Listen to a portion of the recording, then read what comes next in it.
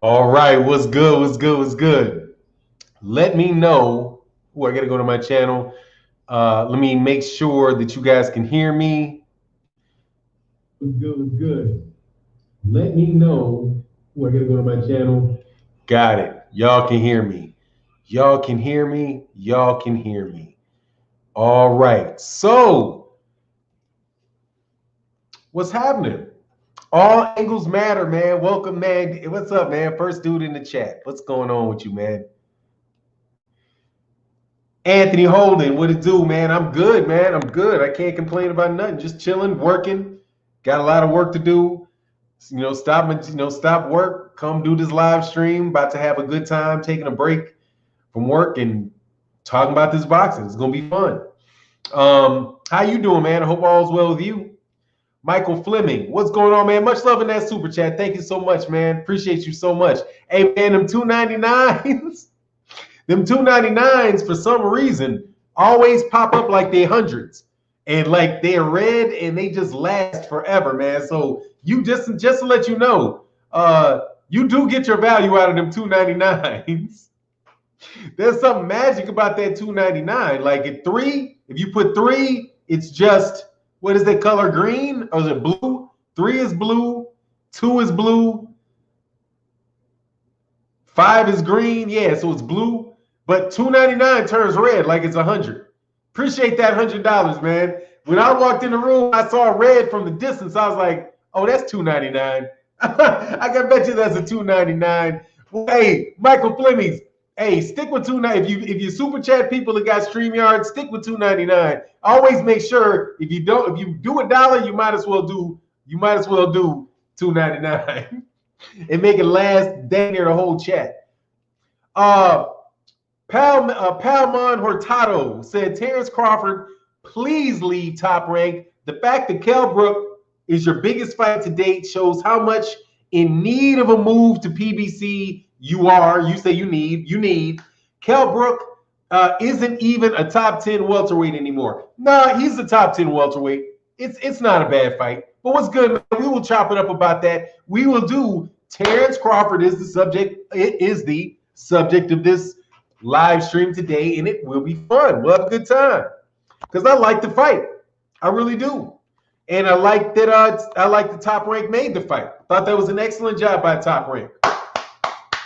Good job, Top Rank. Good job. Top Rank is on a roll. Now, I can't speak for anybody else, but for my opinion, Top Rank is doing some work. They've got this fight, Terence Crawford versus Kell Brook, because Bob Arum was the one that said that that ESPN was going to air it on November 12th. That came from Bob Arum, and he was making the comment about something else, which was strange. Hold on. It was strange because there you go, that three. Hey, works with $3.99 too. It's that 99. I like that though. I like that 99, man. I like them 99s. He said, salute Fannon and Don in the LDBC community. Shout out to you, Nuke Juice, and thank you so much. I think of you on Patreon every time. Because, dog, you were like, I always think Patreon. Well, I see my man, Nuke Juice.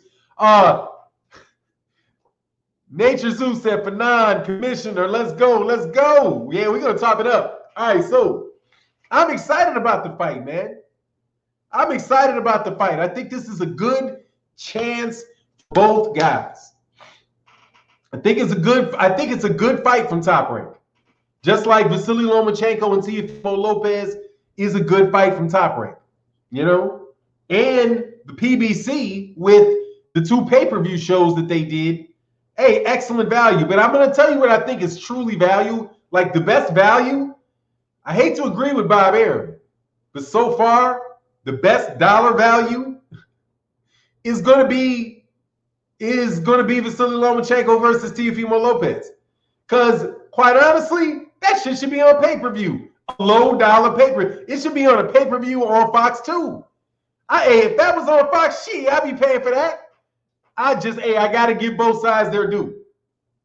Hey, Joseph Carter. So the reason why I have a question mark after it, But I heard it from Bob Arum. Bob Arum said November 12th or November 14th. And then there was an article in ESPN by Steve Kim where Steve Kim was talking about the fight. And I think he also mentioned in that they were looked at the date for that was going to be November 14th. And then they listed some other fights because they were talking about the Vasily Lomachenko-Teofimo Lopez fight happening with the limited number of people. So my understanding is, from what I heard from Bob Arum, is that fight's a go. Did they? I don't know if they've announced an official announcement or not, but that's what I'm saying. Like, why would I hear it like that? But they heard it. It was in a press conference, not a press conference. It was in interviews for the press that they were doing, publicizing.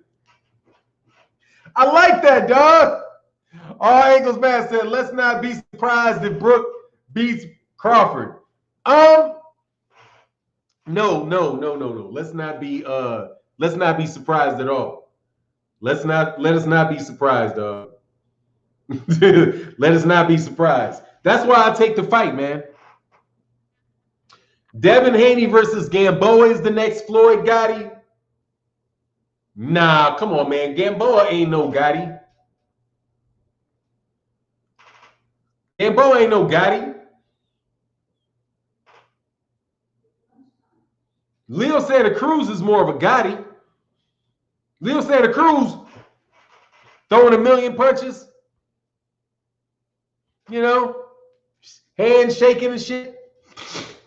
No, man. I think that the Gotti, but by the way, that's what Floyd said. Oh, Passive Student said, hey, Fannon, did you send the outlines? No, I did not. I got to clean them up. And I got a lot of them. But I got to clean them up. And I got to send you guys some NDAs. Y'all ain't getting my outlines, dog, without some NDAs, dog, because I'm talented, homie. I'm talented. I'm talented, dog. I can't be giving out none without I got to get the NDAs first. Trust me, I'm going to respond to it, though. I just got to make sure everything is in a row. Also, like my guy, the Watcher contacted me as well. So, yeah, man, for sure. I'm definitely going to reach out, man. Don't worry about that. But I want to make sure that I'm all the way ready to respond to you guys before I actually do. You know what I mean? That way you keep it. That way you keep it professional. Hey, what's going on? Justin Hartson said $4.99. I like the 99s, dog. I like the 99s. 99s, good luck, dog. 99, I like them 99s. 99 is goodwill. Says salute Fannon. Always come with great content, and I make sure I stay in to get my boxing medicine for the day. Yes, sir. Yes, sir. Michael Fleming said Gamboa is more skilled. Dog, it's the style, it's not the skill. And Gamboa doesn't have a fan base. It's the skill and the fan base. The comparison was made because it was on pay-per-view. Unless Devin Haney versus Gamboa is going to be on pay-per-view, and that's Devin Haney's introduction to pay-per-view, in which he is predicting a certain number of buys for a pay-per-view. No. See, the comment came up when Floyd was talking about how many pay-per-view buys he thought the fight was going to do. He said 500,000. He said he thinks it has. He didn't say he thinks it will do 500,000. He said that he did 500,000 on his pay-per-view, on his first pay-per-view. So when he did that on his first pay-per-view, he's saying that with social media, there's no reason that it couldn't be the same way in this particular instance for I like them 99s, dog. I like them 99s, I ain't gonna lie. Said stick talk boxing. Salute to Fannon and the boxing degenerates in the chat. Yes, sir. They're the ones that have not hit the like button. They're the ones that steadfastly refuse to hit the like button, dog. But much love in that super chat. Stick talk boxing. Thank you very much, man. Terrence Shavish said, let me hear the gong one more time. Well, one time. Oh, yeah, dog. Give me 1 second. Let me get the gong. You're right. Tried to. Hold on 1 second. Hold on 1 second. 1 second.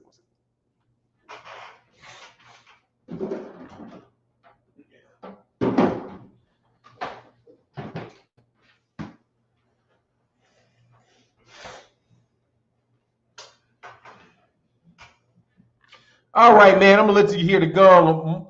I'm gonna let you hear the gong more than a couple times, man. My man Terrence Shavin said, "Let me hear the gong one time."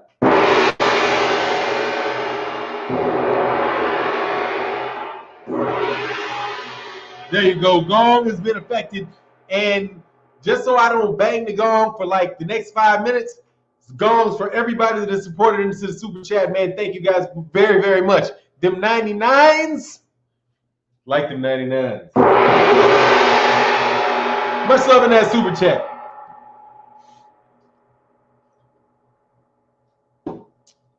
Yes, sir.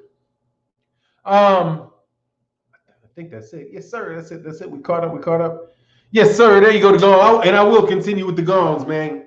Ronald Jones said, "Peace, Fannon, peace and blessings. Salute to the Wrench crew. Respect to the chat." Yes, sir, man. Thank you so much to the Wrenches. Now, let us continue. Let us move forward with this fight. Terence Crawford, Bud Crawford, dog. I like it. I like it. I'll take it. And I like the Top Rank made the fight. And if Top Rank actually makes something like Josh Taylor versus Jose Ramirez, I'm going to start thinking that Bob Arum is like, I want to see these fucking fights. So I'm just going to start making fights. What the fuck ever, dude. Let me go out. Well, let me go. Hey, what does he only got? Like, how long does evil last? His ass might go another 20 years, but, he might be planning to retire soon.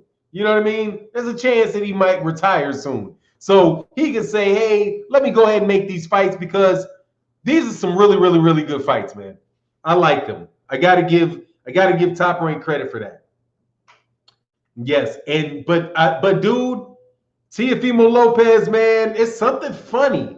There's some other things that were said in that interview that was really wild. Like, there was no Bob Arum just told this big whopping ass lie. But there's a reason why he told the lie. But as soon as he told the lie, I was like, let me try to figure out why in the world Bob Arum is telling this lie. Because, dude, that's just a flat out lie, Bob. Hate it or love it TV, man. Much love in that super chat, man. Thank you so much. I tried to go on without looking the first time and missed. Hate it or love it TV said, Fannon, so Crawford finally going to fight a real fight? Yes. Absolutely, sir. Absolutely. I think that is the most fair thing. I think that is the fair way. I think that is the fair way to categorize that, man. I like this fight for Terence Crawford. Shout out to Bud Crawford out there in Omaha, Nebraska, and his team. I like this fight. I think that this is something he should deserve full credit for a lot of reasons. Number one, and I've thought about this. At first, I was kind of like, I was originally going to say that I was going to support it just because I didn't want to not support it because I was saying, hey, man, this is the least acceptable thing. But, after I looked at it a little more closely, man, I think that I like it even more than I originally did.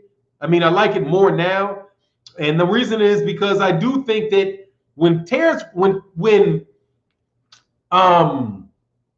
Brook said he was beating Errol Spence Jr., that he was the better fighter, but his eyes got hurt, I was like, well, it is true that he did get his eyes broke in both fights that he lost. But he hasn't had his eye sockets damaged in a couple years, So there's a chance that, and Bud ain't going to just, I don't know. But I'm just saying, but besides that injury, like if he is able to, that's the better way to say it. See, if Kell is able to protect his eyes, or that's not an issue, if that's not an issue, then that means that's some problems because I've not seen any decline in Kell Brook.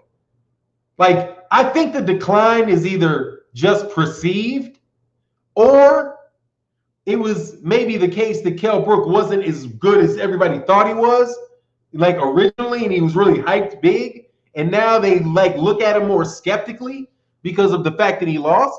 But come on, man, he had one fight since then that looked like whatever. You know what I mean? He won the fight, dog, but seriously, all the guy did was survive. I can't remember what his name was, but all he did really was survive.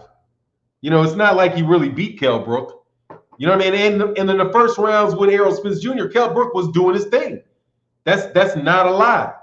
I mean, and the worst, and so I guess probably maybe that, you know, that could be a good way of explaining it. When I look at Kell Brook, I realize that Kell Brook won a lot of rounds against Errol Spence. And Kell Brook won a lot and he won rounds against Gennady Golovkin. On the real, if Gennady Golovkin was not bigger than him, dude, he'd beat Gennady Golovkin. He's a better fighter than Gennady Golovkin. So you see what I'm saying? Now, people can say, oh, no, he's not a better fighter. I mean, from the way it was looking in that fight, dude, a bigger version of Kell Brook will beat Gennady Golovkin. Because he's not going to, I mean, no, because them punches that he's landing are going to have more effect. So I don't think Gennady Golovkin's necessarily a much better fighter than Kell Brook. I think he had softer competition. You know what I'm saying? I mean, Gennady Golovkin didn't have to beat Sean Porter to get a title. And he didn't have to defend it against Errol Spence. And when Gennady Golovkin did defend it against a top guy, Gennady Golovkin lost. Oh, he drew, then he lost. Drew, then lost with Canelo Alvarez. Hold on. You hear that, dog? Dogs don't give a fuck. I kicked that dog in his damn ribs. And he just so set on barking. I think the person will leave, so maybe the barking will die down now. Downside of a giant dog. Them motherfuckers in a house. Like if he barks, you want to hear him like scare off some shit a block away, he'll scare some shit off a block away. But to have that same fucking bark up against a glass window 5 feet from you is like every time he starts barking. Dude is loud as shit. And people say I'm loud. I am loud, I know. Man, Chuck C in the building with that 99. Let me get that 99. Thank you, sir. See, that's why I feel like it's a tip. Like, damn, he gave me $4.99. I take it like that. I don't say like, damn, you know, he could have gave me the extra penny. See, that's how assholes think about the number 99. See, if you get phone, I'd be like, hold on, man. You could have gave me the extra penny. Nah, dog. I want to see even. I want to take it like the glass is 99% full. You know what I mean? Not 90. Not, you know what I'm saying? You know what I'm saying? Or what, you know, yeah, 1% empty, 99% full. Sounds like torture. Oh yeah, that shit is torture, dog. Fannon, check out Malik Scott's last 10 Instagram stories. You'd be very pleased. You'd be very pleased.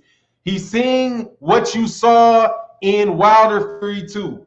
Oh, okay, for sure.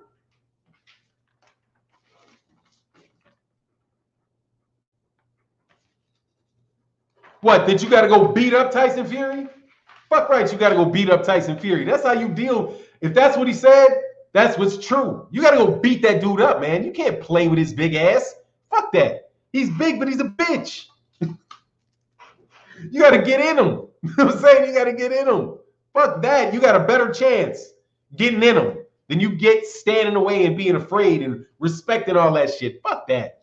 Run. What he said he wanted to do to you, do right to him. Zoom. And if he runs zoom, the advantage is you. Because in an out-and-out scrap, oh, man, Deontay Wilder, if all they're doing is just letting their fucking hands go and it's bomb shit, man, please. Ain't no damn way Tyson Fury is going blow for blow with Deontay Wilder. That's why his cheating ass had that shit, that fucking cheap ass glove. So he's like, I got the advantage one-on-one. Either he's going to catch me or I'm going to catch him. But motherfucker, if you got this pillow, if you got the same gloves on, nah, dog. If you catch me, nothing. And if I catch you, nighty-night. You know what I'm saying? That's what I'm saying. Just go at his ass, man. It is what it is. Go at his ass. They say you wild or be wild. Be wild and crazy fucking dangerous. Like, and aggressive. And give him no time to think. Man, fuck that dude. He's just tall. That's what I'm saying. Like, he's the great. No, dude, he's just tall and he's got a better chin than David Price. Okay? He's just tall and got a better chin than David Price. Other than that, punch that fuck boy right in his chin because he's going to fall, because that's exactly what Steve Cunningham did. Now, where was Steve Cunningham when he knocked him down? Inside of his arms, I'll bet you. I bet you Steve Cunningham didn't drop him standing on the outside, out jabbing him. Hell no, he managed to get close to him. See, and that's why Tyson Fury had to cheat on the inside and hold his head down, because he couldn't land a punch. He could, because his long ass arms can't punch that close. So he had to pin the dude's hand, get his space, and then punch. Because he's dirty as shit. He's not gonna knock you out with some shot up against the ropes. He might try to maul you, but here's the thing: if you go in first, how's he gonna maul you when you're the dude doing the grabbing? If you're the one jumping in there and grabbing and booming, and you're shorter than him, and every once in a while you jump in and you hit him in his fucking teeth with your forehead, bow, ow, because you're shorter than him, right? So he's here. Look at this, man. Tyson Fury is here. Deontay Wilder's right here. So if Deontay Wilder does this, Deontay Wilder's going to bust him right in his nose with his head. Get in there and fight that dude, man. Yes, sir. I don't know what y'all talking about other than that, Doug. Steve Cunningham hit him with the left hook. He is always at risk, too. That left hook is nicest little closer. But you know what I mean? It's just what I'm saying. That's just what I see, though. And that's just in the fight. You know what I mean? That's just, you got to make it a fight.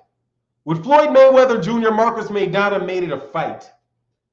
He's not, if you try to fight Tyson Fury, if you try to box Tyson Fury, you're going to lose.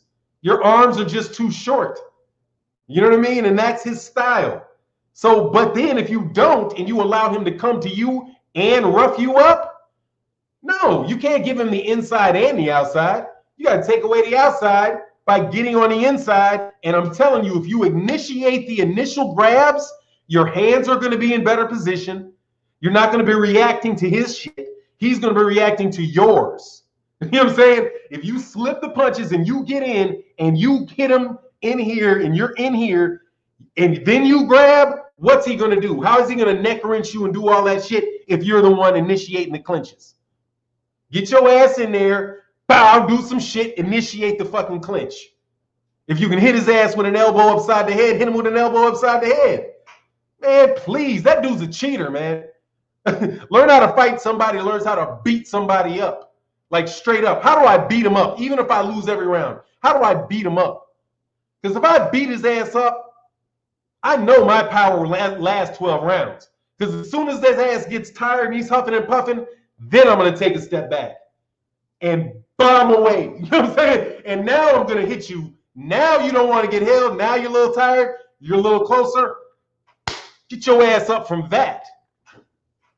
Man, get out of here. And you're not going to get leaned on, man. Go right at his ass, man. Fuck that. You know what I mean?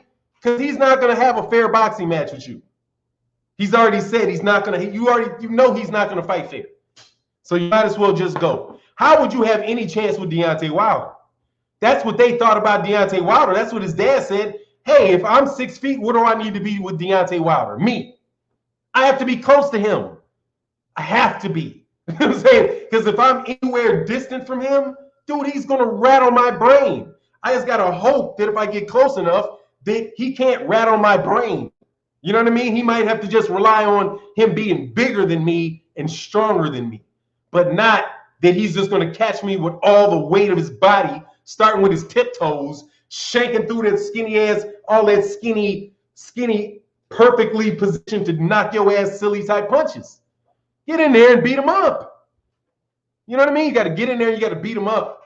See, that's one of the things that people didn't even say about, don't realize about Muhammad Ali. That's what Muhammad Ali, that rope-a-dope stuff, that's what allowed Muhammad Ali to knock out George Foreman. George Foreman he's taller, he was longer, right? He could come over his jab with them wild-ass, long-ass shit because he's taller.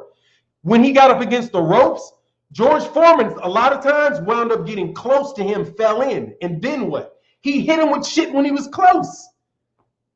parried his hand off and landed that same shit, the same shit pretty much that Tyson Fury landed on Steve Cunningham. That's what Ali did to Foreman when he spun out that corner and clipped his ass by the side of the head just a little bit, and then came down, but then stepped forward, bow. Because he had already worn him out because of all that grabbing and holding that he initiated, pulling his head down. And the taller man, too. The taller man. Ali grabbed Foreman's head, grabbed him by the back of the head, yanked his head down, holding his head up, making him force to try to come up, right? All that shit Ali did to Foreman. And then when he got tired, boom, boom, boom, boom. Laid his ass the fuck out. He did not fight on the outside and do all that with George Foreman. Because he probably would have lost, because he would have got caught with some shit. George, that's why they would, but that's what Tyson Fury did last fight, tried to become smart, but that was after he hit him with that fucking ungloved hand. Cheating fuck. That's my take on it anyway, man. Said D. Radford said the dog is doing his job. Yeah, he is. I know he is. That's why I just gotta let him. I just gotta be like, yeah, that's his joy in life. Chasing squirrels. So he's got a bunch of trees over the yard. Hey man, much love in that super chat, man. Let me back up, dude. Snacks B said, bro, you put me on to so many great LDBC channels. I love your work, fam. Thanks for the content. Blessings to you and the fam. Get that big homie Zeus something to do.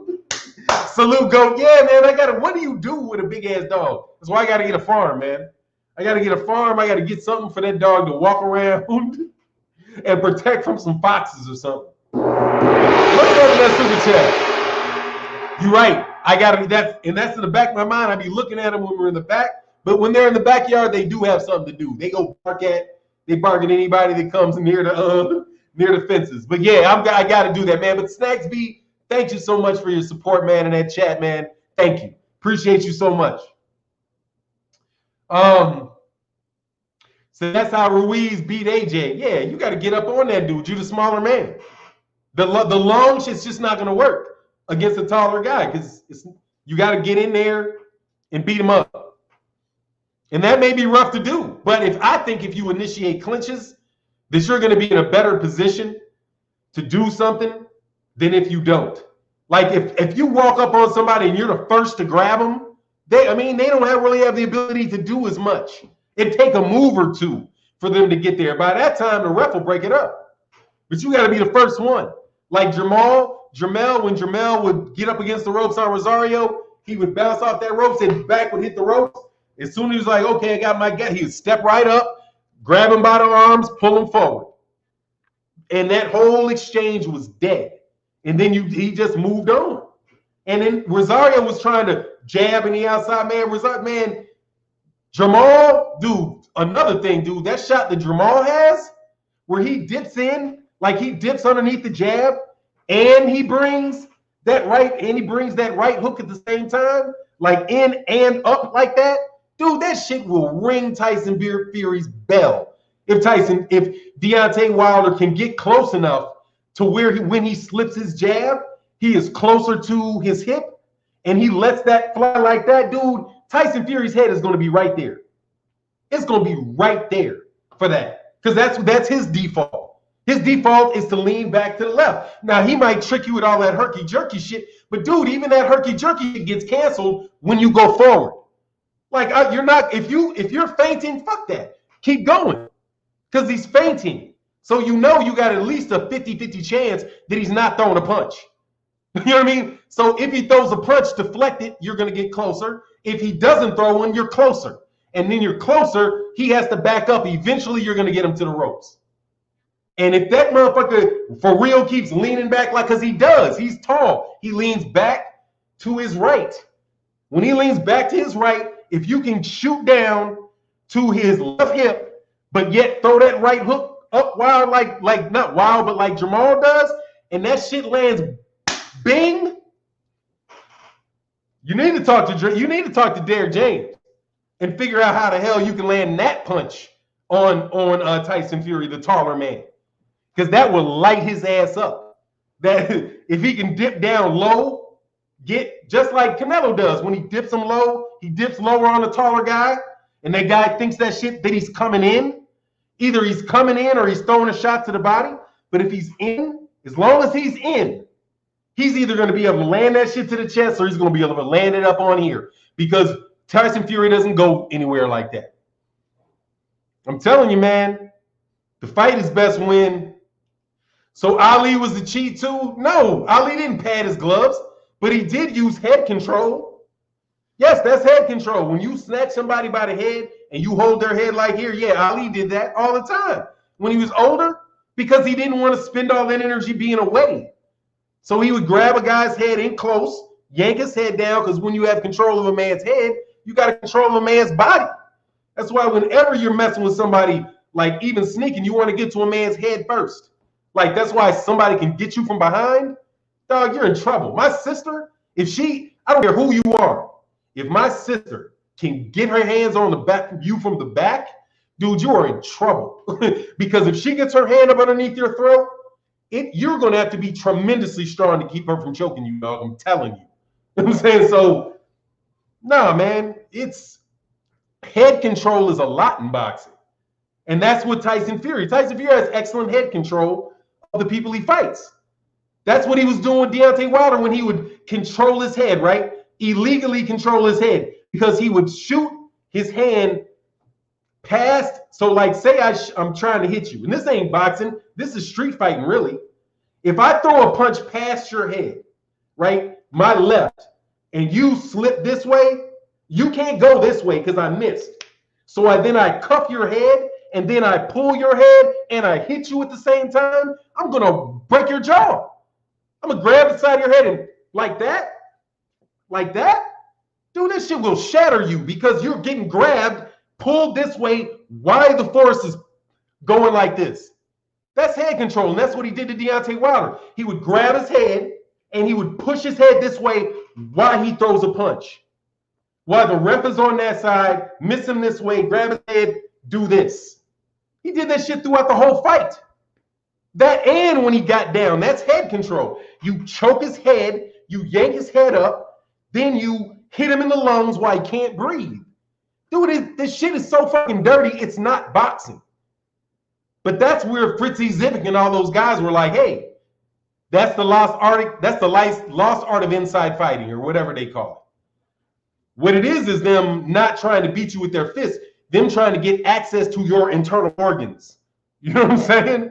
Cutting off your lungs, things like that, man. Cutting off your head, preventing your head from moving with their arm.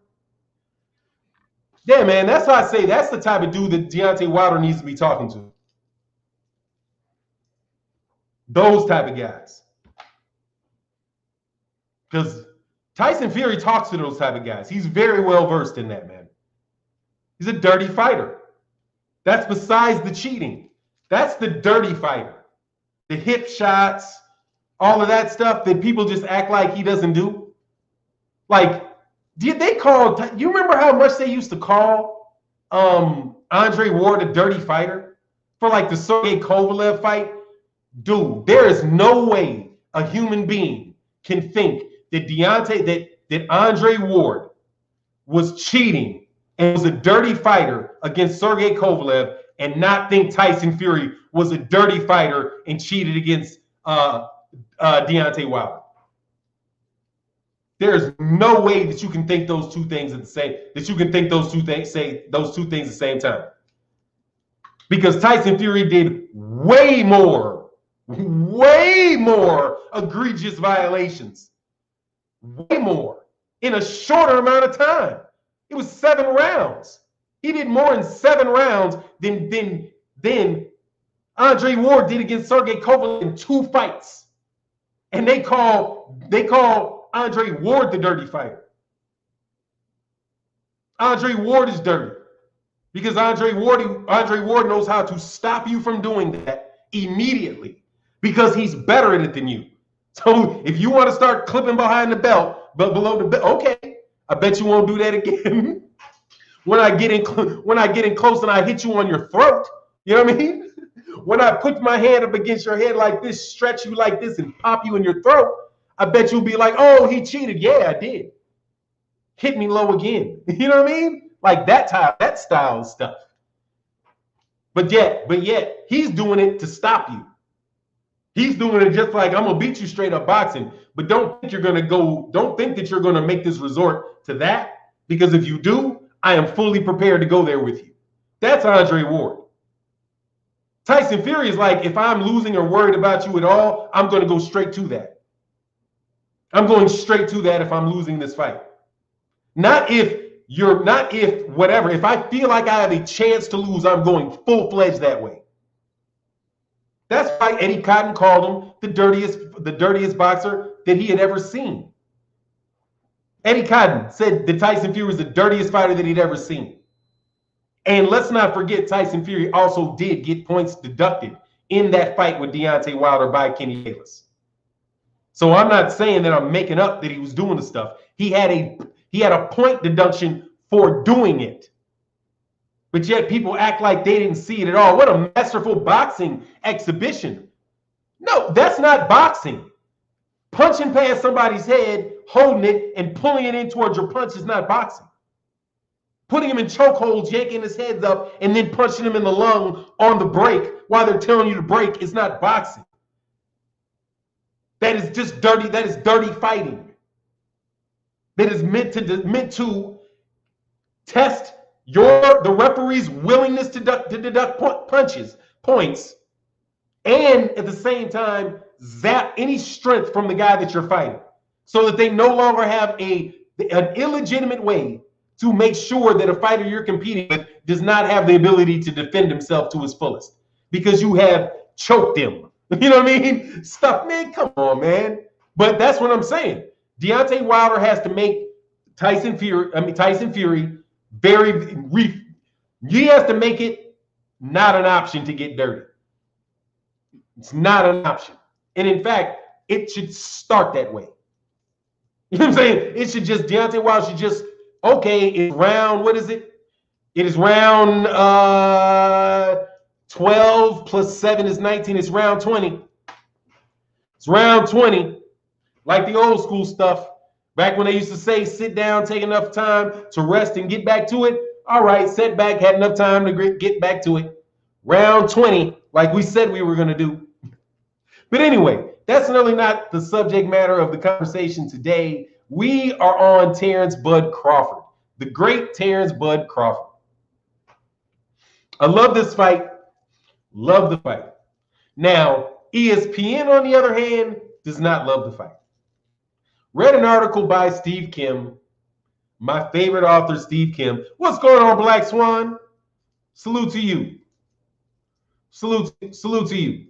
I read an article by Steve Kim and somebody else who was like, they were tag teaming an article. They were like, boxing experts give their opinion of what's going to happen in the fight between Terence Crawford and no. That's another one. That's another reason why I'm like, man, this fight is made, because Steve Kim wrote that article, right, with another guy. And in the article, dude, they basically dumped on the fight. Like, yeah, they were like, so does this prove, they ask questions to each other, right? Like they're interviewing themselves. So the question posed to these two experts are, where does this take Terence Crawford in his career? Does it help him at all? Answer, no. If Kell Brook was the Kell Brook of 5 years ago, then yeah, but he's not. He lost, so it doesn't make a difference. I was like, dude, I thought you, what? Aren't you the guys that celebrate fights like Monster Inoue versus Nonito Donaire? The only reason that Nonito Donaire has the championship is because the guy he had the belt off of had a career-ending injury, a career-ending back injury in the middle of their fight. That's how he became a champion again. Nonito Donaire. He was getting his ass whooped for years at higher weight classes, so he drops down in weight. We know how that usually goes, by the way. We know how that usually goes, where a guy couldn't make weight 6 years ago, couldn't make the weight 6 years ago, moves up in weight, career is over because now he's at a weight where he can't compete, and then he drops back down to the weight he was originally in, like he can magically all of a sudden make that weight. Thought you couldn't make that weight. How are you now making the weight that you couldn't make 6 years ago when you're 6 years older?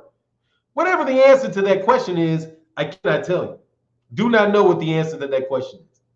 But I will tell you this. Usually those guys get their ass whooped. I do not believe that Austin Trout going down to 154, going down to 147 pounds is going to help his career.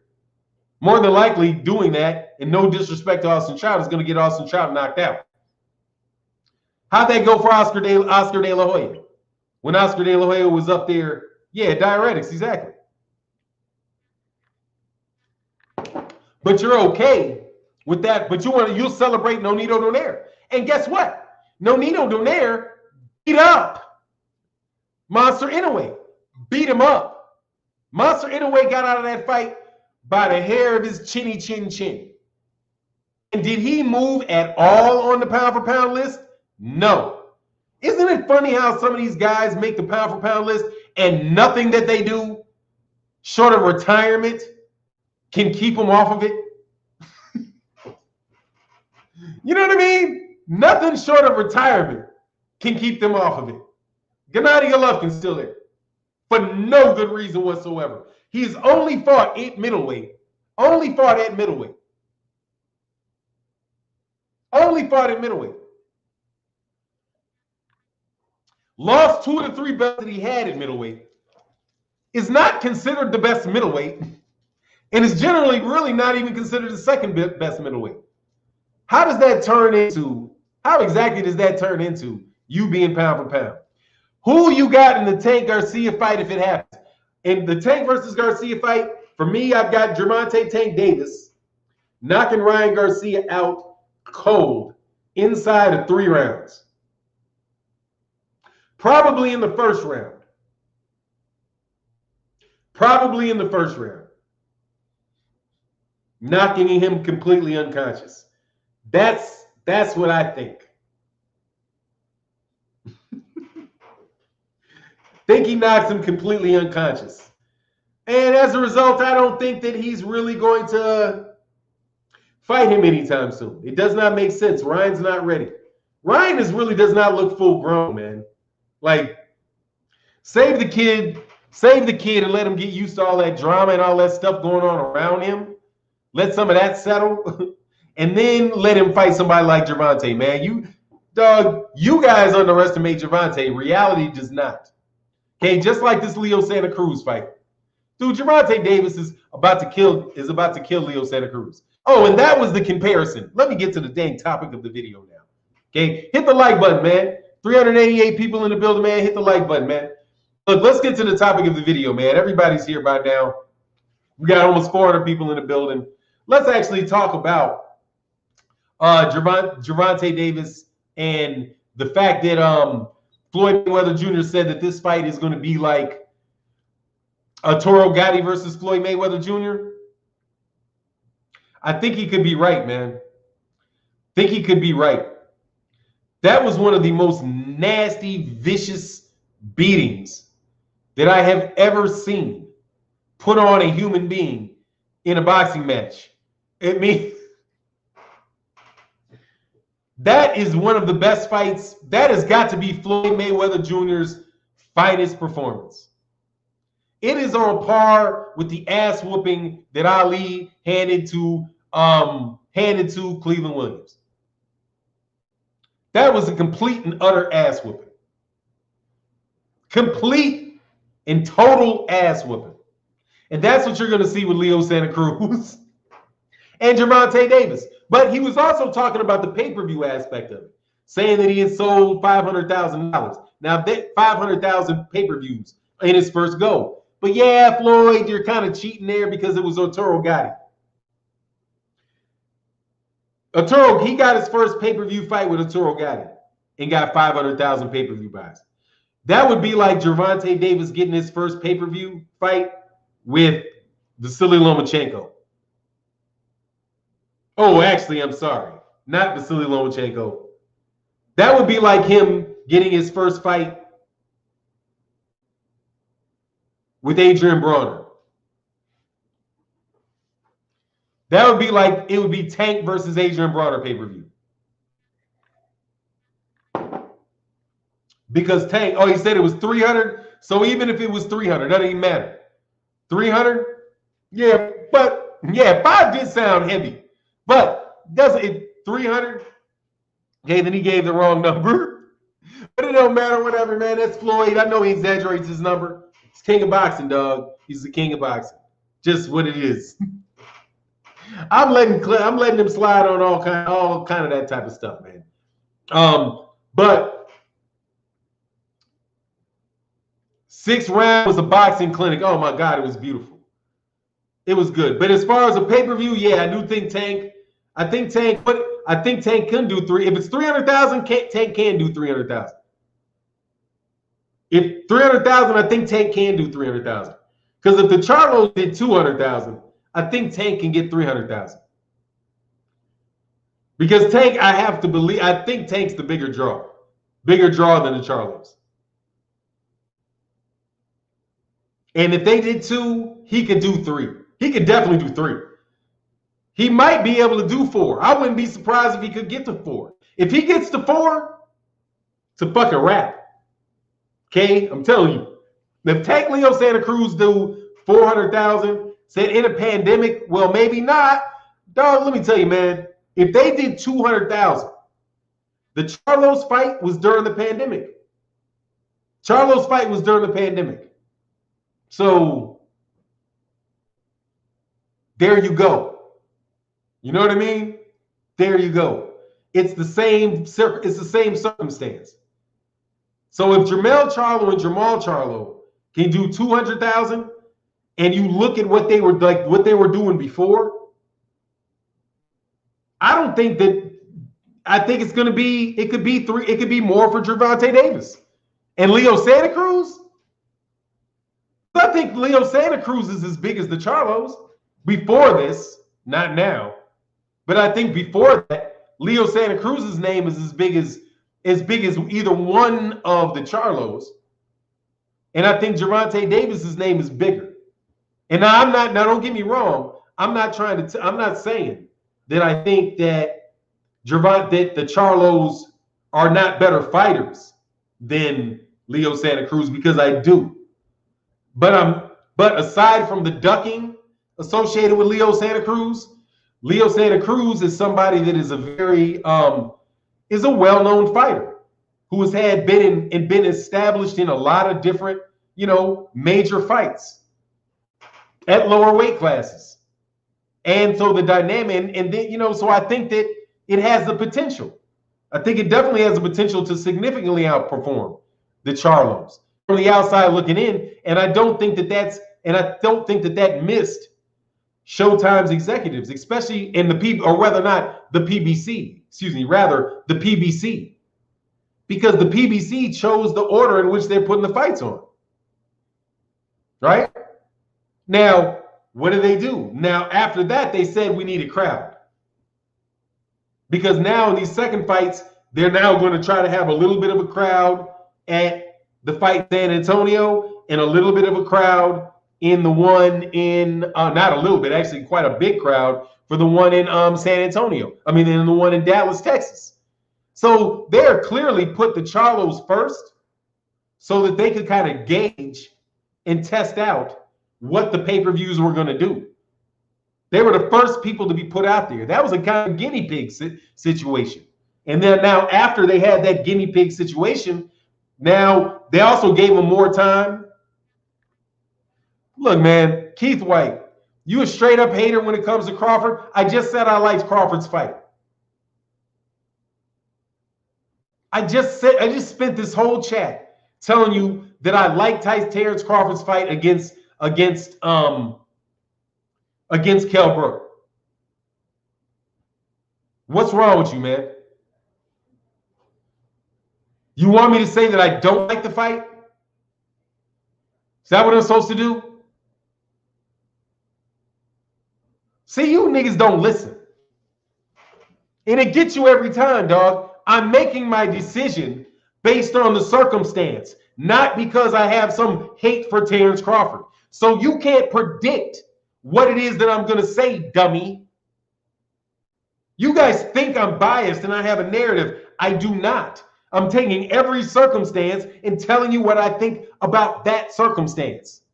In this circumstance, I like the Terence Crawford fight, dummy. It's a good fight. He gets full credit for it. I am talking to people that don't like the fight, trying to convince them that it is a good fight. Now, rewind. Then, when you think that thought again, shut the fuck up and do not let it out your pie hole, because that was some stupid shit to say. But thank you for your participation. Hit the thumbs down button. Fuck wrong with you, man? You trying to stand up for y'all don't keep up.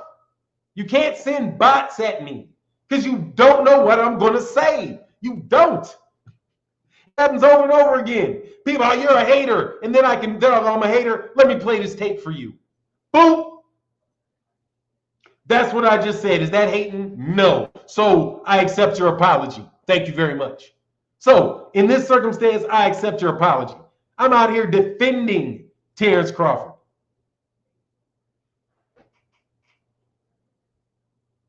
Wow. Just, Lord have mercy.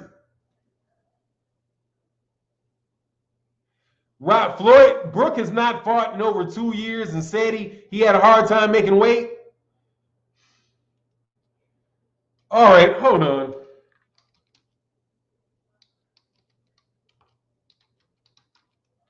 See, people like you are what's wrong in the world. I swear to God, man, you guys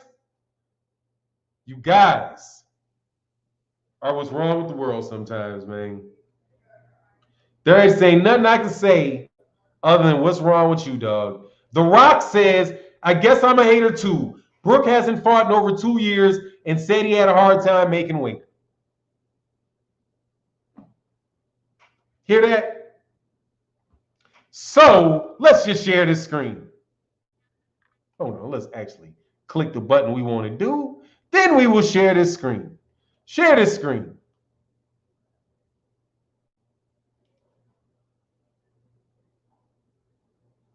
Do.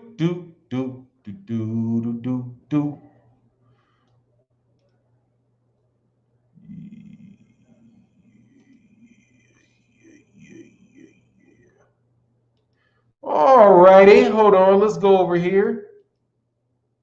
Not there to right there. Should we see that? Y'all saw that? You see Kell Brook. So Kell Brook is right here. What is the date right here? Mark DeLuca, KO, February 8th, 2020. Now, I will not belabor the point, dummy. But that, my friend, was 8 months ago. He fought this year, dummy.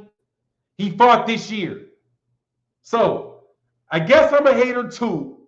Brook hasn't fought in over 2 years. That's a lie. He fought this year. And before that, I'm not going to share the screen. He fought in 2020. He fought in 2018 against Michael Zarafa. And he fought in 2018 against somebody named Rob Achanka. The one that they were pissed off about, and thought that he did such a terrible job was Mark Zarafa, because it was a unanimous decision and not a knockout. However, Kell Brook has fought 3 times in the last 2 years. This will be his 4th fight in the last. Oh, he didn't fight in 2019. He did take a year off before he fought this year. That is not 2 years, sir.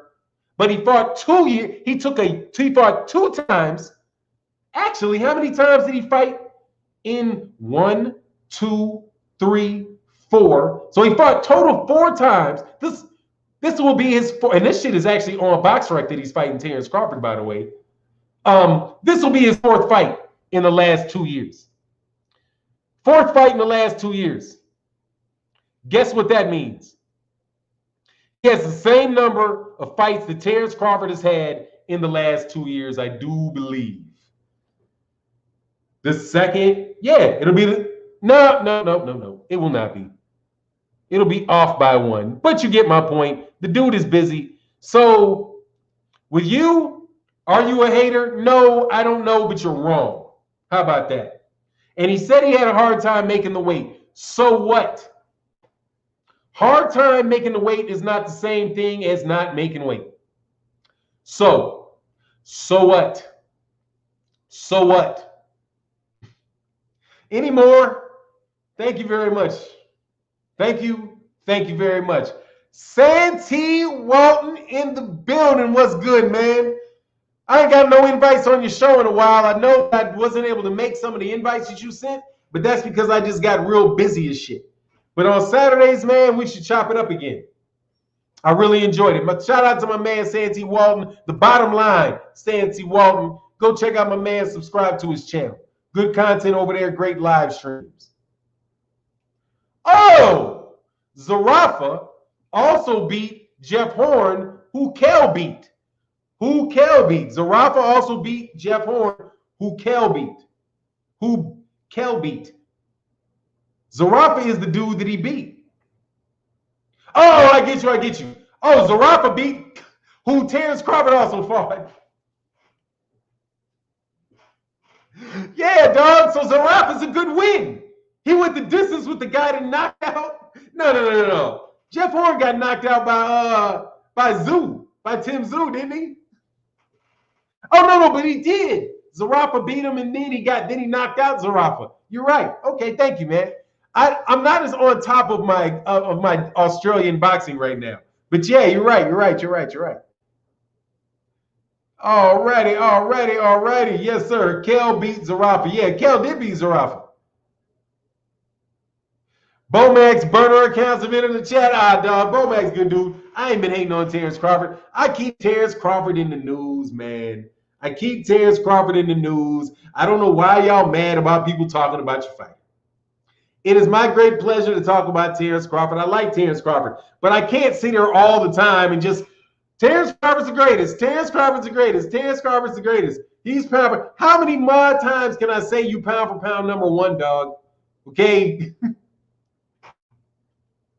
This ain't no worship factory around here, man. I'm going to give you all the credit you are due. And I am not going to give you shit that you are not due because it's not yours and it's not mine to give. You ain't fought no damn body, man. It's just what it is. Yeah. It's 2020. But I am going to support this fight with Kell Brook because I think that changes things. That is better than Amir Khan. It is better than green beans. I mean, come on, man. How in the world can you guys swallow green beans versus Terence Crawford, but you don't want to see Kell Brook? Man, green beans going to get mocked by everybody that beat. Trust me, everybody that beat Kell Brook is also going to beat green beans. Green beans ain't going 12 with Gennady Golovkin. Green beans, they going, man, get out of here, man. They gonna bust up green beans. Green beans ain't gonna beat green beans ain't gonna beat Errol Spence. Y'all would be laughing at a fight with green beans versus Kell against Errol Spence. What? They be like, green beans? What is he playing green beans for?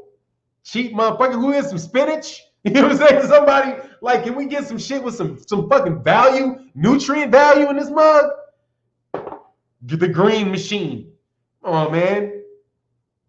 He's not number 1. Spence is. It don't matter if he, it ain't to me. But come on, man. You can't be, come on. Kell's a good fight. And I was not shocked. Dude, Bud, get away from the PBC, please.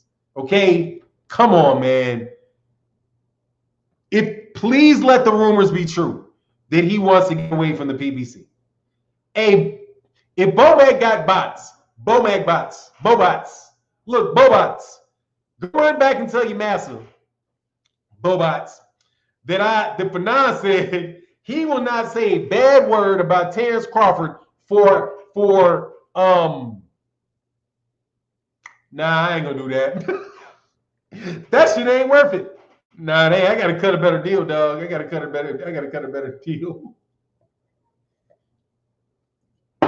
No, I won't. I won't say a bad word about this Bud Crawford for 2 months. If you just leave Bob Arum, God, man, please. So guys like Steve Kim can just be allowed to be what I consider him to be, a full-out racist. So he don't just shit on your fight and act just lukewarm shit on your fight. He's got shit on your fight, full shit on your fight, like he does if you with the PBC. Come on, man, set them boxing writers free. Let them fully mistreat you. You know what I mean? Or treat you, or just ignore you. Make them fully mistreat you because they're ignoring you right now. Dog, you're just got to, come on. And you're older now. You're like, well, no, I'm not old. I got years left, dog. But they see the end of your career. It's right over there. Be like, dog, he ain't making the block twice. Yeah, old dog ain't going to make it around twice. You know what I'm saying? Be like, oh, no, he's going to make it all the way around. Yeah, but we need to sell him now because he ain't going to make it around about 3 more times. Come on, dog. We got a high car payment. This mileage is getting long, dog. We had 30 fights, dog. We got high car payments. You know what I'm saying? We got to get him beat.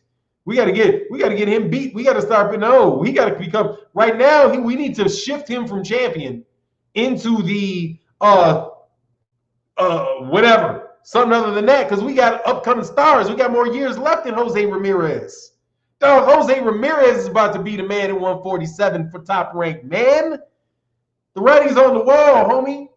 The writing's on the wall. How many more people do they got to pub more than they pub you? For you to know. It's now. Not when you're too old, when you can still make the argument that you're not. Okay? Get out of there. If you are ever going to get out of there, get out of there. If you let 2 years go and you're not out of there, you're Tim Bradley. Okay? You're Tim Bradley.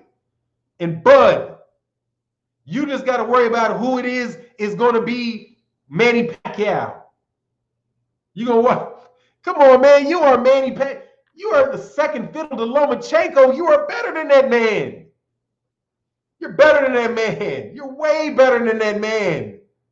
Way more talented than that man. And he's super talented, man. But come on, man. Come on, man. Would you let these dudes under-promote you? And boxing fans got to sit up there and watch that. And I'm happy that you're fighting Kell Brook, dog. Come on, man. Half of these Negroes ain't happy to see that. I'm happy to see Devin Haney versus Yuriorkis Gamboa.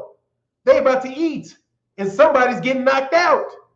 You know what I'm saying? And that fight can be entertaining. It can be. It can be entertaining. It is the best name that you will have seen Devin Haney in the ring with. I will take it. Okay? No, it is not what I wanted to see. But I will take that fight. I will take that fight for sure. Okay? I'm not going to be picky with this dumb shit in boxing, okay? Don't shit on a Terence. Do not give these people reason not to give Terence Crawford that fight because it is not formally announced. So, no, I support that shit 100 miles an hour. I do not want to replay a Green Beans. I do not. I do not want to see him against Alexander Volkov, okay, or whoever else, man. Let him fight Kell Brook. It's going to be an entertaining fight. The UK fight fans, give them something to cheer for. You know what I mean? If you give a shit about him. You know what I mean? But I like Kell Brook. And he's a highly skilled fighter. So there's nothing wrong with that, man. Ain't nothing wrong at all with supporting that fight. Or supporting Yuriorkis Gamboa. You know what I mean? Like, I know Yuriorkis Gamboa got mad. I think Yuriorkis Gamboa might have got mad at me. Because he said to the fans that called him washed up. I mean, dude, I'm the one that said washed up. I was like, oh. Because I got lists of, because I think about my titles, right? And I'm like, I'm about to call this man washed up with a question mark behind it, but I am going to use the word washed up. And he says something, dog, about washed up. And I'm like, all right, man, look, dog, I know you're not really washed up, dog. I was trying to put it in the words of people in my chat that are saying your ass is washed up. And I can't hide you from the chat. You know what I'm saying? The chat controls it all. The chat controls it. I can't move them. But anyway, I like the fight, man. I'm not going to crap on that fight. I want that fight. Thank you for spending the money, DAZN. Good job. I'll take it. I'll take it. I'm going to watch it. I paid my money for it. I'll be right there. I'll be talking about it. And when they be fighting, I'll be talking about it. And that's just real. I ain't got... My man Paul Carrick in the building said, I'm with you, Bison. Thank you. Much love in that super chat, Bison. That is love. Thank you for support, man. Thank you for the support. All these dudes with the reds, they clog up the entire super chats because people confuse those 99s with hundreds. I like the hundreds, but don't let it be confused how long them reds stay up there. Anyway, man, much love, man. Oh, dude, thank you so much. But I love them. Viking Boxing Enterprise said, how can Kell have all the backing in the world from his countrymen when he fights GGG or Errol Spence? But Bud, there's no faith. But with Bud, there's no faith. He's only lost hard top-level fights. These fighters need more respect in general. Yeah, absolutely. Absolutely. Now, if you're talking about Americans, oh, you're talking about from his countrymen. Well, that's just UK dudes being a bit of a bitch and riding with the winner. But that's not unusual. We got people in the community of Deontay Wilder did the same shit to him. Like they're trying to convince people that Deontay Wilder's gone. A lot of that is the media. Because they're always looking for a reason not to make a fight. Because they're trying to focus those fighters on the fights that the promoter that they work for want to sell. Right? So they're waiting for the press releases. What fighter do I need to be talking about? What fighter do you want to evaluate? You know, so can't sell Kell Brook is past his sell-by date, and now he's a good name. Is the way that the countrymen are looking at him. Like, dude, you go over there to the United States. If you can't beat Errol Spence Jr. right here, you ain't gonna go over to the United States and beat Terence Crawford. So it is what it is, man. But the UK, man. If you're from the UK. I agree with what Bob Arum said about what's going on in the UK. It's a gross miscarriage of justice, of boxing justice. What's going on in the UK with your pay-per-views? Like, why are all these fights on pay-per-view? Like I agree with Bob Arum when he talked about that. Although Bob Arum was being a tremendous hypocrite when he said it, I still believe 100% in what he was. I believe that he's 100% right. That it is a shame for him to be charging pay-per-views in a pandemic with the level of fights that he's doing. But if it's worth the value, shit, sell it. But anyway, everything in the UK is a pay-per-view fight, man. Like, I don't care if they're selling like this fight with, what's the fight? Lomachenko versus Teofimo Lopez in the UK is going to be what is that on Fight? FITE, capital F, capital I, capital F, capital I, capital T, capital E. It's like $9.99 on Fight. So you can get it. It's in the middle of the night, but you're still going to pay $99 for it. Sky wouldn't give it to you for free as part of the and pay for it, right? BT won't pay for it. They got Dillian White they got Usyk versus Chisora's pay-per-view and Dillian White versus Alexander Povetkin rematches pay-per-view in the UK. I mean, it's just a disservice. And maybe they feel in the UK, the press, the media in the UK doesn't feel like they can sell it on pay-per-view. So they don't want to do it. I mean, that's just unfathomable. Because in the United States, that's not the case. ESPN did pick up the fight. Like, I was worried. I was worried that ESPN was like, why wouldn't ESPN pick up the Kell Brook versus Terence Crawford fight if they would pick up the fight with those? But they picked it up. So shit, good job, ESPN.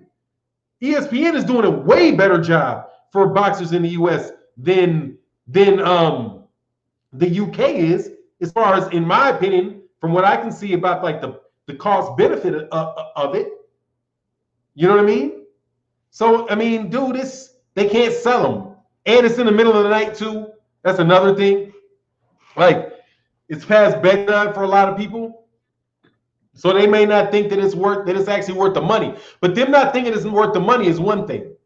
But them charging those type of rates for those level of fights, man, no way in the world. Not for people that are. But Bob Arum is being a hypocrite because, dude. Oh, but Bob Arum, man, look what he did. Look what he did to Teofimo Lopez. Bob Arum's a son of a bitch, boy.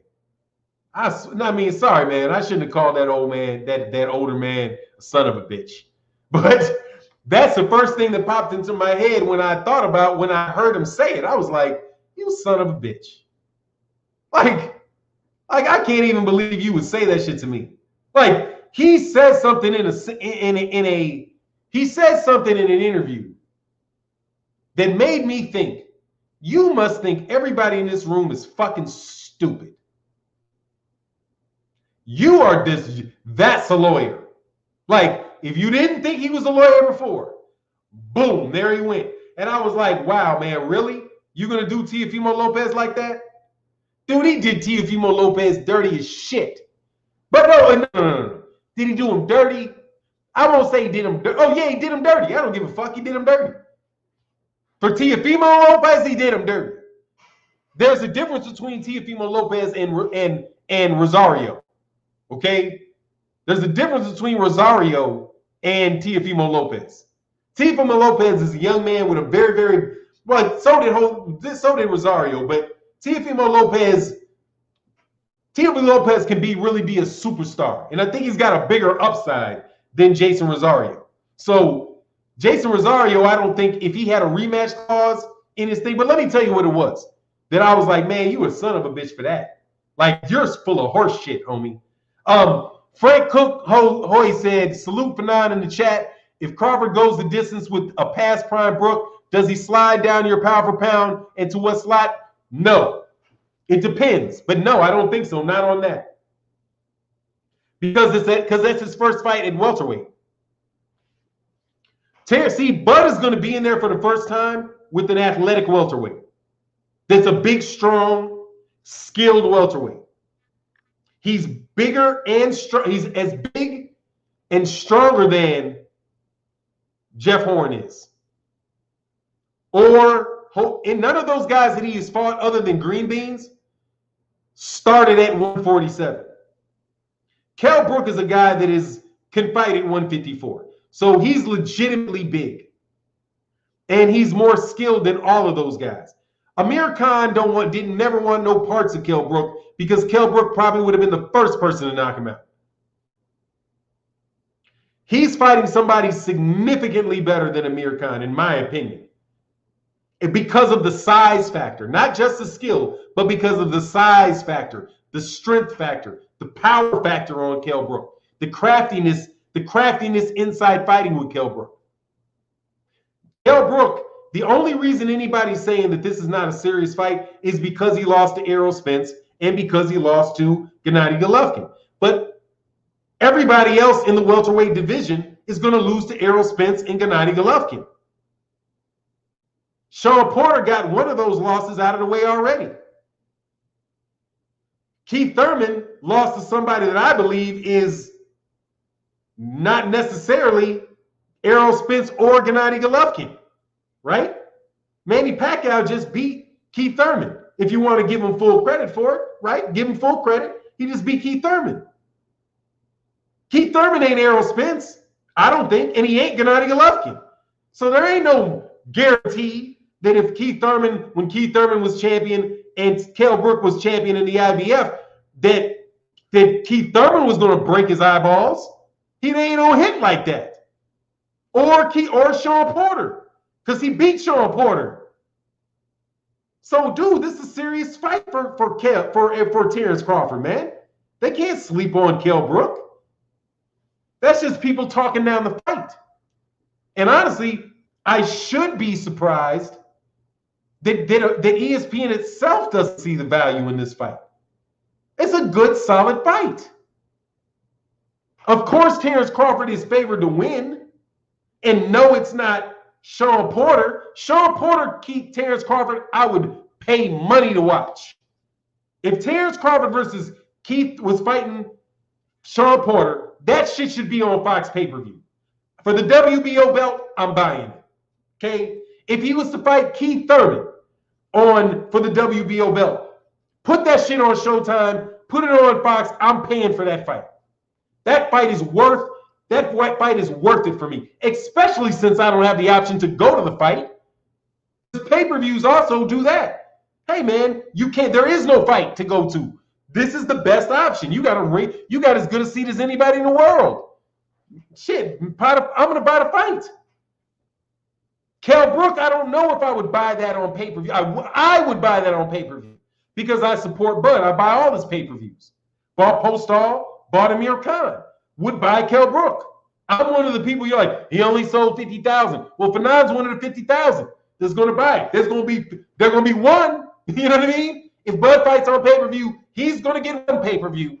He's going to get my money. So I'm cool with Kell Brook. But most people, I think most boxing fans, black boxing fans in the United States are going to watch that fight. Don't tell me y'all ain't going to watch that fight. It's worth the fight. Some of you, but you're going to watch it for something more than Jose Benavidez, man. Jose, come on, man. Don't do Kell like that, man. Kell ain't Jose Benavidez, man. Okay, Kell Brook ain't Amir Khan. Ain't no way somebody should be able to, ESPN should be willing to put Amir Khan on pay-per-view with Terence Crawford, but not willing to, but you don't think that, because they did pay for it, right? That was good. So I don't even criticize them for not paying for it. Obviously, they put up the money for the fight. But, but the writers on ESPN, come on, man, that's his value. Did you shit on Amir Khan? They didn't shit on it. They just didn't give it any energy, which could also be why his pay-per-views don't sell well, because they just don't give it any energy. Dog, they go over there to the top, man, there'll be people who will put energy behind the promotion. You got to make the people around you got to feel excited about the fight. But if you're like, ho-hum, I don't know, really, he's past his prime, if your own people around you are like, about the fight, how's everybody going to get excited about it, man? There's nobody to believe, right? Because nobody's acting like it's a big fight, so there's nobody to believe, right? When there's nobody to believe. There's nobody to say, oh, I believe him when he says this is an excellent fight. I'm going to look at it. I might put my money down on it. But Steve Kim and ESPN ain't even willing to do that for Bud. Man, put some motherfucking mustard on that shit, man. You know what I mean? Put some mustard on promote the fight, Stevie. You work for the fucking promoter, man. Ain't nobody confused. You're on ESPN. You're paid for ESPN. Act like you want to see a fucking ESPN fight. Instead of, but if it was Navrati versus Villa. That's the fight right there. Man, get out of here, man. Y'all are ridiculous with that.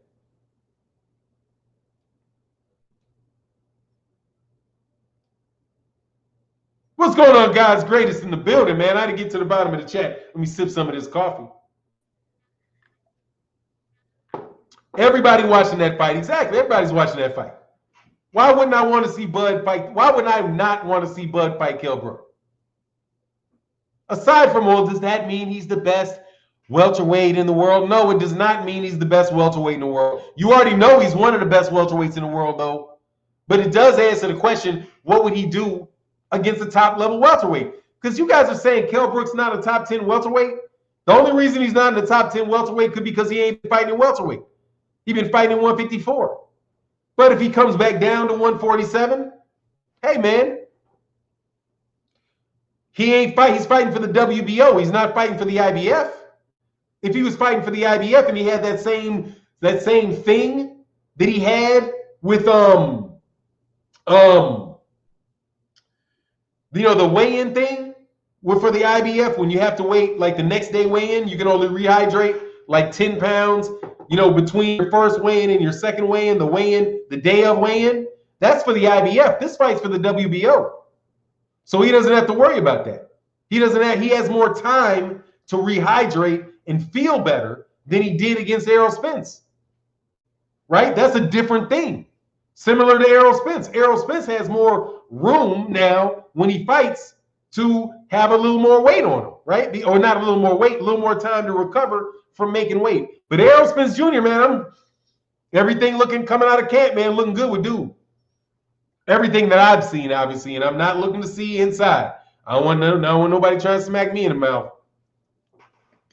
I don't need no drama, dog. I'm gonna defend myself, but I don't think it's gonna go well. You know what I mean? One of them situations. Hey man, Derrick James admitted it happened though. True story though, because I can say it because Derrick James said it happened. No, I didn't say it happened. Derrick James said it happened. Derrick James was the trainer for Errol Spence. I met him because I went to his camp and I saw him spar before the Sean Porter fight. Right before, at that time, I didn't let anybody know. I didn't talk about it because I just really wanted just to see it. Man, when I stepped up there, dude, Derrick James, man, when I saw Derrick James, at the first minute, I was like, damn, that's Derrick James. I was like, should I ask this dude for an autograph? That's like my first thought when I saw him. But then this guy that I like and I see on you know, on my phone, television, what you want to call it, when I see all the time, looks at me like, motherfucker, I will bust your fucking jaw. What you doing in my gym? That was what his eyes told me. His mind was more like, amen, amen, amen. His mouth was saying, amen, amen. But his eyes were saying, motherfucker, I'll bust you in the jaw. I was like, all right, man. So I just kind of stepped back, dog, right? Just kind of, I was like, oh, let me see. Let me let him see that I weigh like 260. So, yeah, dog, you know. And then let's see if I can silence this real quick. But man, Derrick James is a serious dude, man. That's why I want Derrick James to coach Deontay Wilder, man. Because, dude, that attitude that them dudes got in that ring, dog, that shit got a lot to do with that dude, man. That is a serious, that his attitude is a step to you attitude. That's what Deontay Wilder needs, man. That's what Deontay Wilder needs for Tyson Fury and everybody else. And everybody else. Fight a short man like he's shorter than you. Fight a tall man like you shorter than him. But you gotta be the Wolverine, man. You gotta run up on that bear. You know what I mean? That bear gotta know you're willing to die for it, okay? Because if the Wolverine look passive and is backing away from a bear, man, that bear gonna eat it. Might have a rough time getting the skin off of it because it's so tough, you know. But he can break its back for sure. It can snatch it up and break its back. If it's all, you know what I mean? You got to go right at it. Got to take that fight to that dude, man. Got to send it. You got to make his mind say, "Ooh, retreat." First thought he should have is retreat. First thought is I don't want to be close to him. Retreat. I don't want to be close to him because I want to fight again. I don't need nothing. I don't need nothing damaged. So I'm going to again continue to push. But back to just. I know I switched trainers of thought a lot, but dude, this is a good fight, man. These keep running your mouth. What's going on? Oh, Johnny Claire, what's that about? Keep running your mouth. Somebody gonna get slapped. Oh, he said keep running your mouth. Derrick James, do look like he always wish a nigga would. Oh yeah, he wish a nigga would, dog. He most definitely wishes the nigga would. I can tell you, dog, because it was like not. But, you know, you get that sense from certain people, man. Like, Floyd Mayweather looks like that. Like, I've met Floyd Mayweather Jr., man, way before he got, like, super, super famous. Or I didn't meet him. Let me not say that. I didn't meet him. I was in the same area as him, and I was close enough to observe him. Dude, and he got that look in his face like that. Like, I wish you would because I'll slap you look. Like he's just on go. That's an aggressive individual. Like Derek, like Jermell Charlo. He just is. You know what I mean? He just looked like he want to fight. That's not the case with Jamal and Errol. Errol and them dudes kind of sit. They look more like, look at you like they almost, well, let me see. Errol Spence Jr. almost looks like he thinks like fighting is like fun. Like he wants to have fun by beating you up.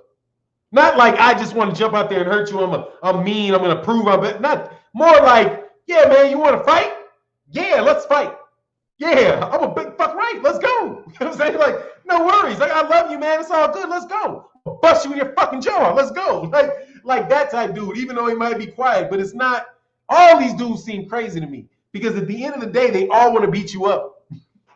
That's why I love boxing, dog, because at the end of the day, everybody wants to beat everybody else up. What other sport is there that gives you that dynamic? Everybody in the same area want to beat but if you don't in boxing, if you don't want to beat the other guy up, something's wrong with you. So the fact that Terence Crawford does not actively want to beat up Sean Porter, dog, something's wrong with you, dog. You should want to beat that dude up. Like, that's the attitude of somebody that should be a boxer.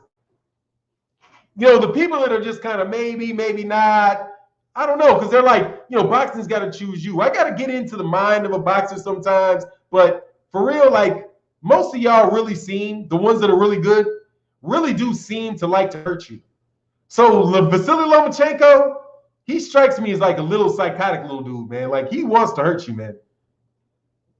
The UFC, nah, I'm straight on the UFC, dog. I don't want to see niggas. I don't want to see, hey, honestly, I don't want to see your ass cheeks. I finally got my head around why I don't want to watch the UFC. Because you're tight, your shorts are too fucking tight. I don't want to see all their business.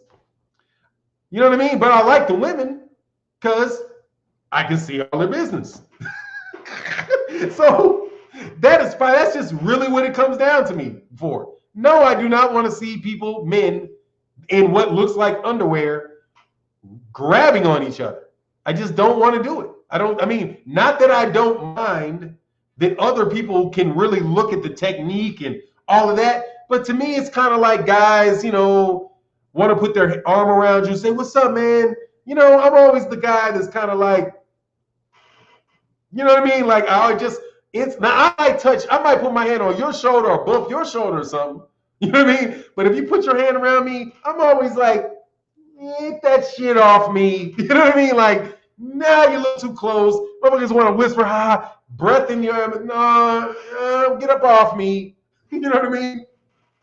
So I just don't get it. That's just not going to do it for me, dog. You know what I mean? It's just not going to do it for me, man. Like Marlon Stoicy says, I get to see him fight in full shorts. I have no idea as to the satisfaction level of his wife, okay?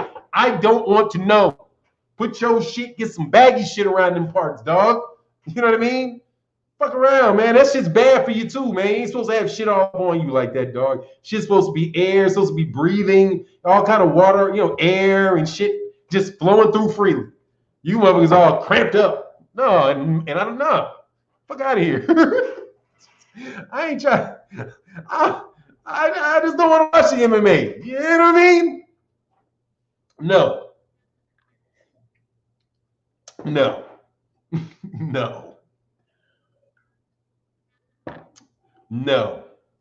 All right, anyway, man. I'm just dead serious to the motherfucker, though. For real. I'm not playing. That is how I feel about it. I'm going to let you know. I'm not the dude for MMA. But I really do appreciate, said fireballs too. What's that, man? I'm just trying to tell you. And boxing is good, man. I just love boxing, man. And boxing is just better, man. I mean, boxing is just better than the MMA, man. Like, it's real. Like, boxing is, like, corrupt. But at the same time, it is very, very, very real. Like, real. The battle is more real. Like, even in, like, the MMA misses, like, to an MMA fan, this is what you miss and what has been taken away from boxing. The longer the fight is, the more it changes. You know what I mean? So, like, the 15-round fights were different than the 12-round fights. 12-round fights, dude, just because you went the distance with somebody when you went 4 rounds with them doesn't mean you go in the distance with 8 rounds. And matter of fact, with boxers, they don't really even let you go. It's like you in a 3-rounder? Is it 3 rounds or does it go 4 rounds? Like, what are you in a 4, 6, 8, 10, 12, right? Championship is 12.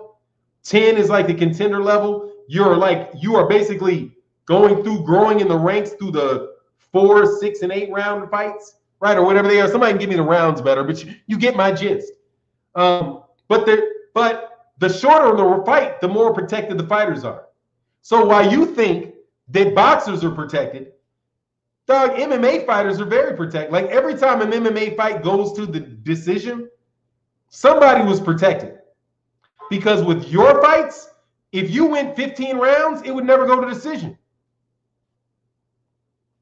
You be watching motherfuckers roll around the ground for 45, 50 minutes. You know what I mean? It's quicker. It's more violent, but it's also quicker. It doesn't test things the same way, and it's a different experience. It's very short. Just very short. That's what I think that you miss. You miss that. And we miss the old school fights, like 15-round fights were the shit, dude. I mean, but you actually have to be from an age where you're more patient. You know what I mean? Like MMA's advantage over boxing, really, with fans would be just the fact that younger people have shorter attention spans when it comes to programming. You know what I mean? Like you can be you spend more time on like consuming programs and things. You spend more time doing it, but the things that you actually do are more short. Like 3, 5, you know what I mean? Oh, 5-minute rounds. Thank you, man. You know what I mean? They're like really short. It's short amount of rounds. It's like short. But boxing is longer, which is why sometimes you got a bad attention span and you don't have rock'em sock'em robots. You'll be like, you might drift off because there's minutes and times where they're really strategizing and doing things. There's a lot of things happening in the boxing ring during rounds that people think are really boring, but it's really not. You know what I mean? Because it's a real life. It's a longer haul, man. It's more of a marathon. There's a better analogy. A boxing match is like a marathon. They can be turned into a sprint. It can either be a sprint or a marathon. UFC is going to either be a sprint or like a short distance run. You know what I'm saying? It's either going to be a 100-meter dash or it's going to be a 400-meter dash. It's not going to be either a 100-meter dash or a fucking full-out marathon. You know, so you get my point? So like that's the difference. That's what I like about boxing more than I like about MMA. However, with the women, I like MMA better for the reasons that I told you. I think that style really does fit very, very well with women. Because in order for me to be interested in really quick movements which I might wind up spending a half an hour looking at somebody's ass, I would rather have it be a female's. Because I know I done spent seconds at a time watching these niggas hugging on the ground and rolling around. Like, I know it's not rolling around. Like, I don't want to limit like the appreciation for the skill, but still, it's some, like that grappling shit be boring too. Like that's, you know what I mean? Slowing the fuck. I know it's technical and there's a lot to it, but really, how exciting would MMA be if you had to go 12 rounds and you didn't have like short fight after short fight after short fight after short fight? But people just assume that doesn't have anything to do with the success of MMA, and I think it does. Boxing is not in the position where it can have 3-round fights. 5-round fights is championships, so that somebody can consume it very quick. You know what I mean? It allows somebody to get a chokehold, so you have a higher likelihood of a fight ending that quickly. Because the likelihood of it ending in an MMA fight, MMA quickly, is higher than it is in a boxing match. Because everybody got the ability in MMA to choke you to death. You know what I mean? That's not some unique talent to cut that anybody can cut your windpipe off if they can get there. And you know what I mean? If they can get there, they can use the technique. So you have a higher likelihood of people tapping out, like Amanda Nunes. She knocks people out. Now, also, when they knock people out, they're also with their punches hitting motherfuckers with damn near their knuckles. You know what I'm saying? Like, not bare knuckle, but very, very small. So even when they strike, there's a higher likelihood of somebody getting put out. But, that's not the same thing as boxing, dog. Boxing is like Boxing is just the shit. And that might just be what I grew up with. But I don't mind. I like long fights. I like long, good fights. But that's also the type of fights that, because of that the boxing world tries to sell. They're trying to sell you fighters that are either going to end the fight very quickly, or they're going to every second of it, somebody's going to be bleeding. You know what I mean? Like everybody's going to be bleeding, so that people can keep their attention on the TV screen, right? And since it's over quickly, so they paid their money, they saw it, now they're satisfied. Woo-wee! And you get that up and yeah. You know what I mean? But it is to a certain extent dumbing down the sport like that. But you know, it is what it is.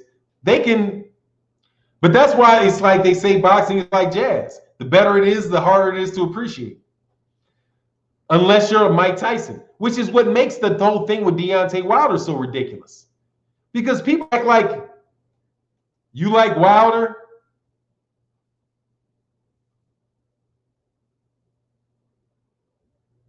The fuck? Bad. You want some weird trolling shit, dog. You definitely got to go. Dynamite A. You leaving some shit that seem like you need to go see a doctor. Like your whole perception of reality is off or something. You like Wilder? Yes, I do. What was your first clue? And then the next statement was, what was that? Something crazy. You need to stop that. Hey, man, take care of yourself, dog, for real. Take care of yourself, homie. Be safe. Be safe. If you feel too stressed out, hey, man, ain't nothing wrong. Ain't nothing wrong with going to see therapy. Gerald Hood, is the Terence Crawford fight pay-per-view? No. Shall not be pay-per-view. I guarantee you that. It will be on ESPN. It shall be on ESPN. It will not be pay-per-view. You gonna eat your cornbread? Hell yeah, I'm gonna eat this cornbread. I'm getting my cornbread. What's wrong with you? Hey, look, man. Some things do get old, okay? Melvin, some things do get old. Yep, 40 fights fighting Uber drivers. How many Uber drivers did Tyson Fury fight? Only 20? Huh? He only fought 20 Uber drivers. What are you talking about? Let's go see.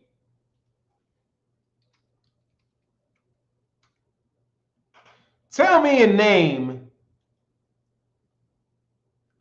where you hear somebody that, hold on. Boo, boo, boo, boo, boo. Let's go. All right. Tell me who these guys are, all right? Hey, who is Bella Goyangyosi? Have you ever heard of Bella Goyangyosi? I haven't. I think he's an Uber driver. You ever heard of Marcel Zeller? I haven't. Sounds like an Uber driver. Danny Piryatenko. Who is that? Uber driver. Lee Swaby, Matthew Ellis, Scott Belshaw, Alexander Slivens, Thomas Morzek, Hanjor Blasco, Richard Power, Zach Page, Nikolai Furtha, Nevin Pajak, Martin Rogan, Vinny Modoni, Joey Bell,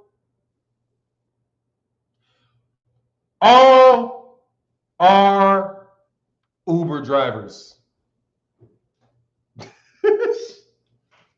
Who did they fight? Whoever fought them must be a bum, right? Because they fought him. But I think you already know who fought him. Of course, it's your boy Tyson Fury. Surprise, surprise, right? Sefi Safiri. See, I didn't say Sefi Safiri, Pineda, Otto Wallin, and Tom Spatz because they were so fresh to your mind. However, 4 more Uber drivers, homie. 4 more Uber drivers. Fuck out of here, dude. Tyson Fury has 2 good wins. Deontay Wilder and Vladimir Klitschko. And he cheated in one and tested positive for performance-enhancing drugs before the other. They delayed letting people know he popped dirty. That he popped dirty. So he could fight Vladimir Klitschko. And then he could come up with a half-baked concoction as to why he tested positive. Do you realize Tyson Fury did that? Yeah. Like I said, whatever. And cheated in both. He tested positive for performance-enhancing drugs before the Vladimir Klitschko fight. Before it. And was suspended for it after. That means they let the fight go through. Tyson Fury should have never been allowed to fight Vladimir Klitschko. He should have been suspended after he tested positive, but he wasn't. He's a cheater. And he's a cheater with a bunch of people that cover up for him.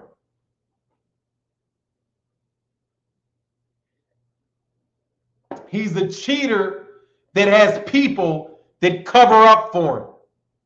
You cannot tell me that in his fight with Christian Hamer,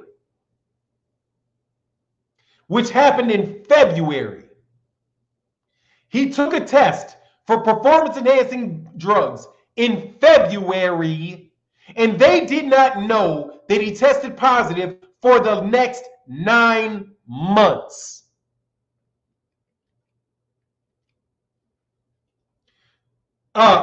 Can somebody explain to me?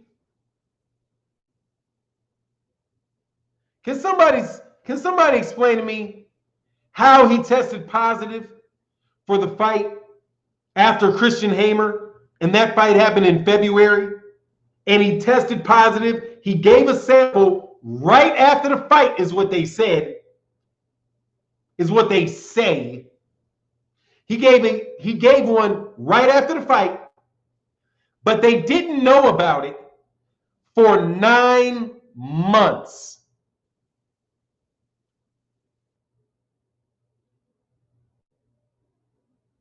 Nine months.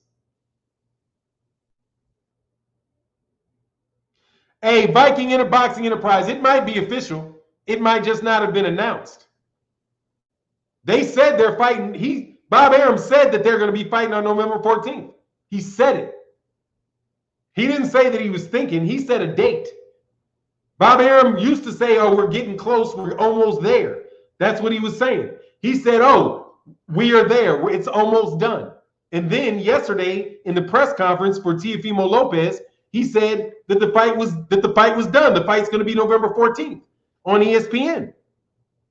So the fight could be official.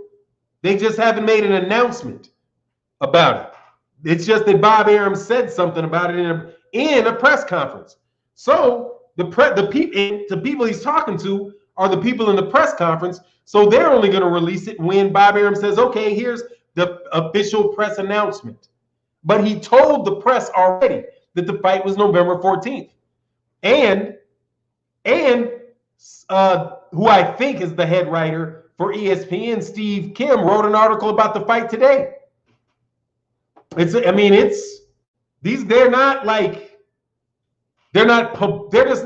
might not, the way they're doing this fight, you might not even get an official announcement. You may never be getting, whoa, whoopee.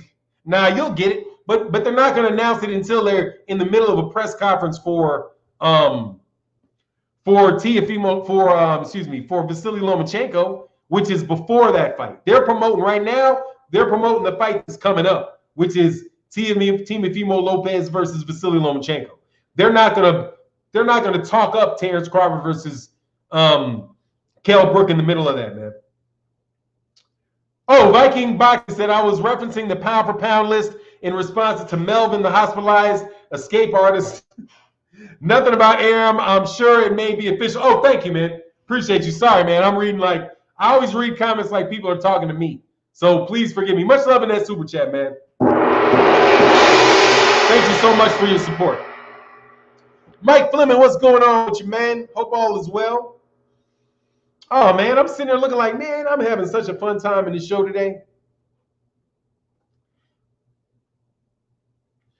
Melvin sounds like a hater because he got a button to send somewhere.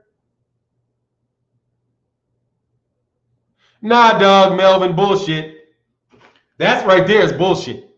I call bullshit. I'm not an AJ fan. I'm a boxing fan. Dog, every AJ fan is a boxing fan. Unless you're talking about like his mother or something like that, or his friend. But the only thing he does as a profession is a boxer. Okay, so the fact that you're an AJ fan, dude, you are a fan of somebody. How the fuck can you be a fan of boxing without being a fan of a fighter? When the fighters are the only time in which you experience boxing. That makes no sense. It's like you're acting like you're looking at two people and you can completely blank out who they are when they're fighting.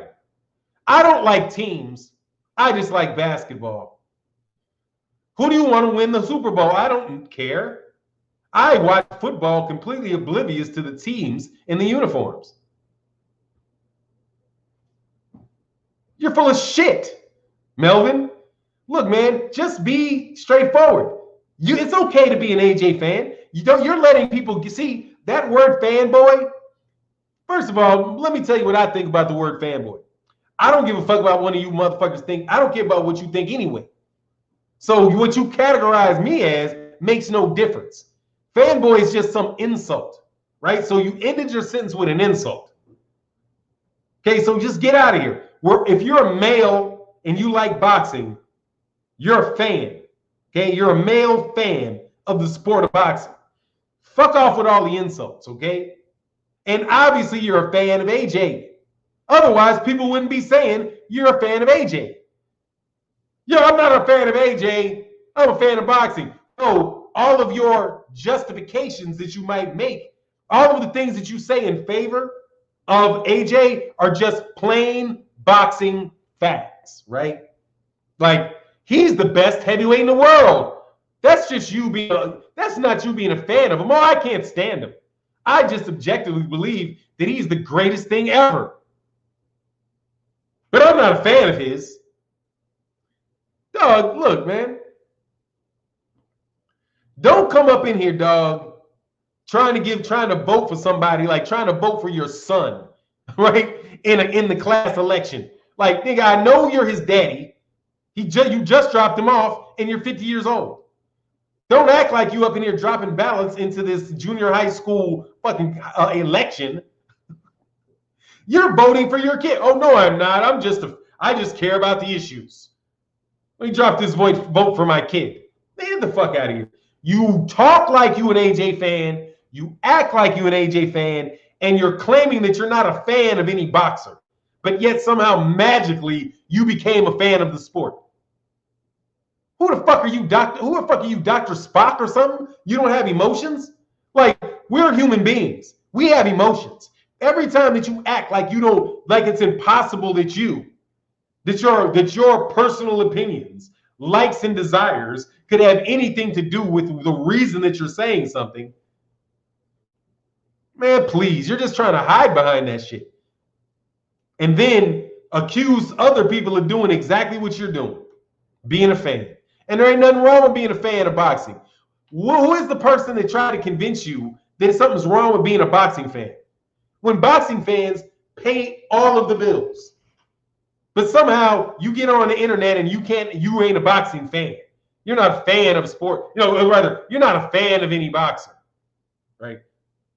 Everybody else is the bad guy. Or you're a bad guy if you're a fan of a boxer. Man, it's just you guys are just making up dumb shit because you got weak arguments and you try to go ad hominem and insult people. Like when you call somebody a fanboy. Sorry for being distracting. Sorry for distracting the conversation. I did get to that. I got to my man already. Man, much love in that super chat, Viking Boxing Enterprise.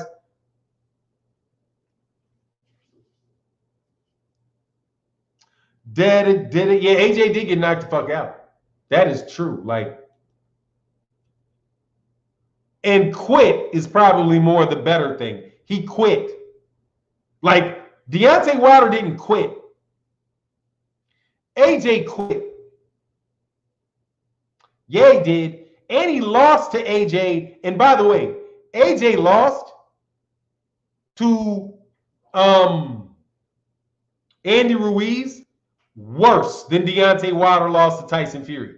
The only difference is you guys were just happy to see Deontay Wilder lose. But trust me, I was every bit as happy with Anthony Joshua getting his ass knocked out by Andy Ruiz. But he came back and he won the fight by fighting differently. Why is it impossible for Deontay Wilder to beat somebody that did not beat him nearly as badly as AJ got beat? And AJ came back out and won the fight. Don't act like everything that happened to Andy Ruiz can't happen to Tyson Fury. It already did. He's already been fat, drug addict. He's already been a fat and a drug addict. Or use drugs and drink and lose all focus and lose all his belts. He had all that shit happen to him. Much worse than it happened to Andy Ruiz. And if you believe Frank Warren, they desperately need Tyson Fury to fight right now. You know why?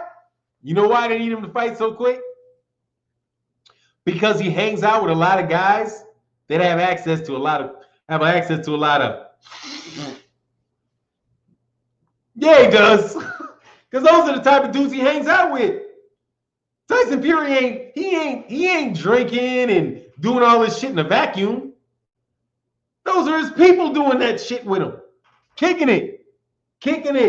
You don't think he's kicking it? Tyson Fury ain't at risk of kicking it? You believe that he is in his house 24 hours a day working out, living the life of a Spartan? No. Deontay, let that dude wait about another 6 months.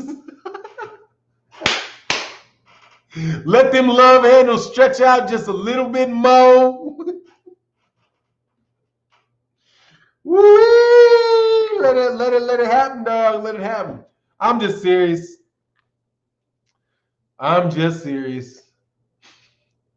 Yeah, AJ did quit.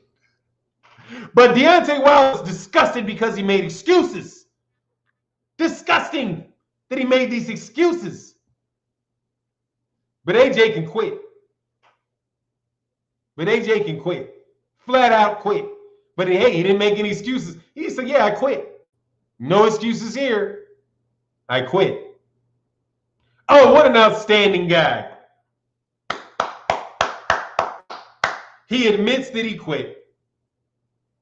Oh, but Deontay Wilder? Oh, he's trying to figure out why he lost? Oh, God.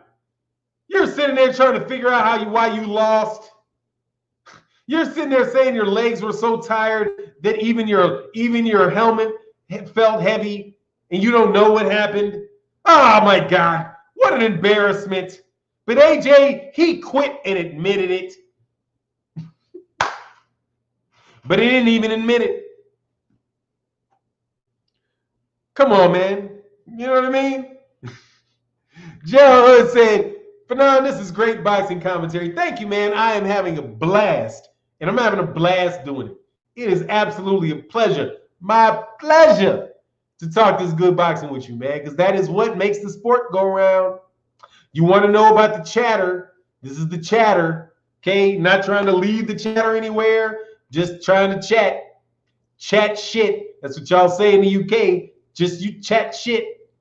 Hey, man, we chat this boxing around this bitch. Yes, we do. Fury going to be like 300 plus pounds for Wilder Fury 3. Hey, dude, I'm just trying to tell you, it don't take much. It don't take much. It don't take much for him to get to 400 pounds, dog, because he didn't lose it the right way. He didn't lose it the right way. He burns that shit off. He burns that shit off by dieting. He burns that shit off by carb depletion. Promise you. He is that shit by carb depletion. I don't believe it. It ain't because he put muscle on him. It ain't because he lifted his. It ain't. Hey, what's going on, man? Johnny B say, "Go Jay Hart." Yo, you see it? Yes, sir. You know. And out of my wifey, the wifey got her undergrad. She actually got her undergrad and her PhD from KU.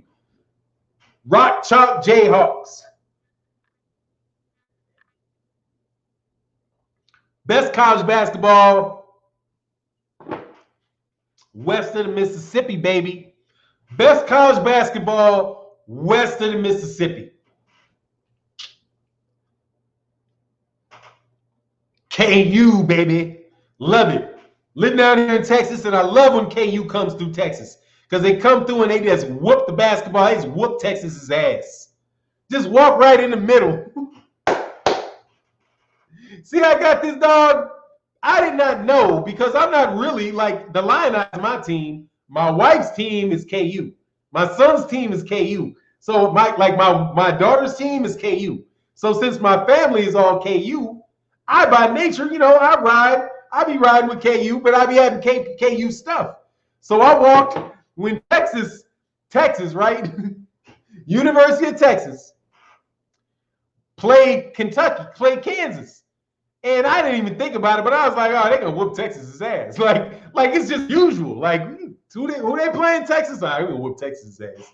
And it was like, oh, are they playing Duke? Oh, we might lose to Duke. We may lose to Duke. We may not lose to Duke. You know what I mean? We may lose to Kentucky. We may not lose to Kentucky. But if it's like Kentucky or Duke, one of those super perennial East Coast things, maybe we can lose.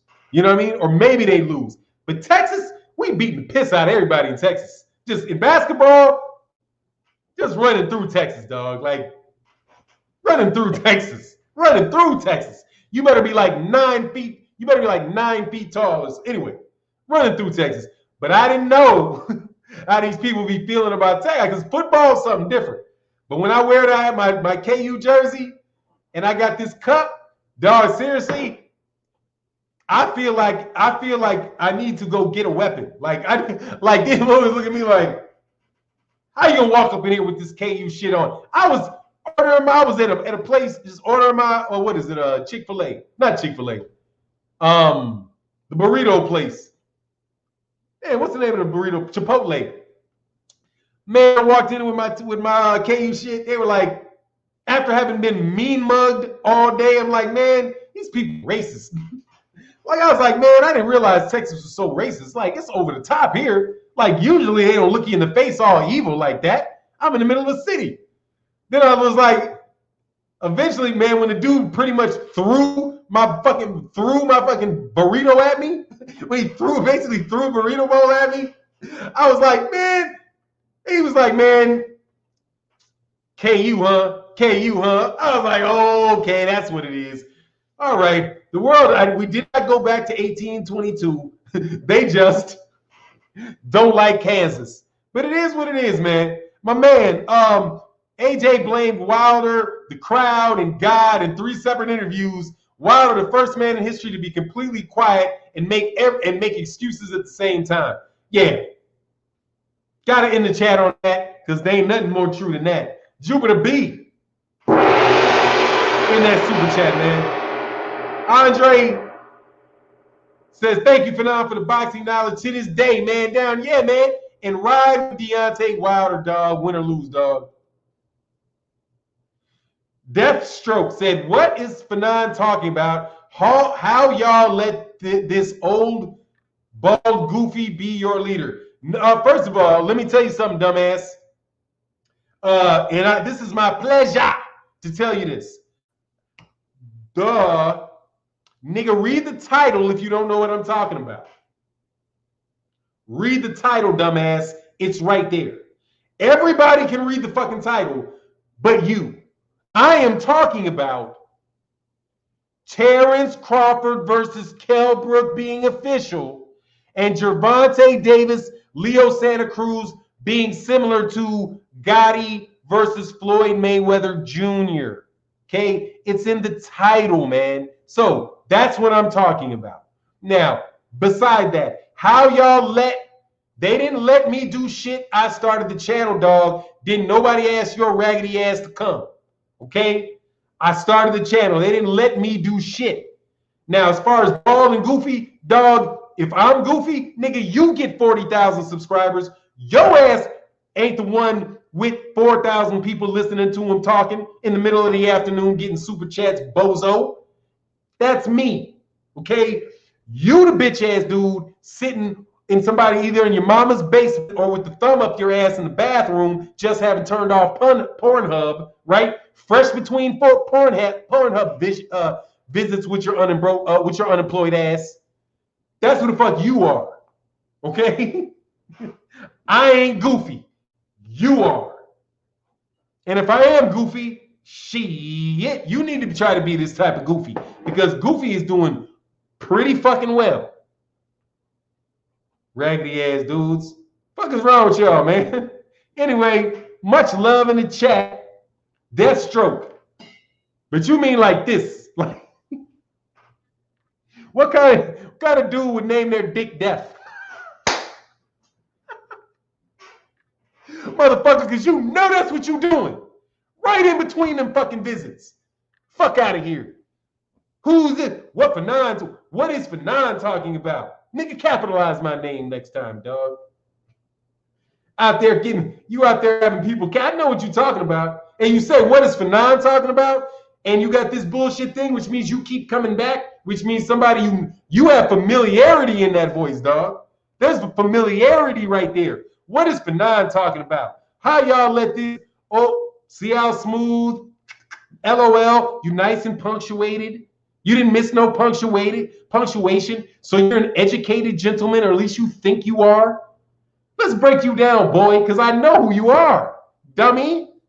I know who you are, you raggedy ass dude. You have the same naming convention. You think you're educated. You already know me, right? All of that shit, dog. I know who you are, you hoe.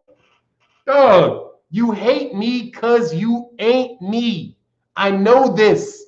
Okay? I know this. They know this. Because you're the Goofy. You think that, here's the thing. You think because you're such an egomaniac and you're so narcissistic, you don't value the opinion of anybody else. You just look at me and you juxtapose yourself to me. Like you compare yourself to me. And then you say, because you're a narcissist, right? An egomaniac and a narcissist, because you think everything revolves around you and you're the man, that because you're not like me, that I must be the Goofy. But that's not the case. If you weren't such a narcissist, self-serving bitch, you had the ability to actually, what do you call it? What did you call it? I always say empathize. If you had any ability whatsoever to empathize with other people, but you don't because you're a fucking narcissist, all you know how to do is imitate people and copy and steal from people. If you weren't such a fucking narcissist, you would realize that everybody in this chat has their own independent thoughts and they think you're Goofy. Because everybody else here gets along and feels like they can show up and talk to each other every day and have a good time, right? And you know that's the case because there's always people in this chat, okay? I don't have a chat one day where there's 2 people in it and then the next day there's 5,000, right? It's everybody comes here every day. So you know with the amount of likes and the amount of regularity that this goes on, that everybody in here kind of likes each other, kind of thinks like each other, and enjoys being around each other. But you don't. And they don't like you, which makes you the Goofy. Okay, now figure out a crowd of people that like you, that don't think that you're goofy. Because what is goofy? Goofy means that you're not normal, right? Like everybody's supposed to behave like this, think like this. This is normal. You don't behave like that. That makes you goofy, right? That's a personal attack on somebody not like being like everybody, the rest of the people in the group. Like I'm bald. Nigga, I get more pussy than you. I guarantee you, dog. I promise you. Okay? Goofy. Okay? Goofy and bald. Way easier, dog. Way easier. Okay? Because they like it. But you wouldn't know that because you don't get none. You know what I'm saying? You get my point? And I only say that because I know that's who you are. Stop letting women take pictures of your Johnson, homie. And if it ain't you, it's a shot anyway. Stop letting.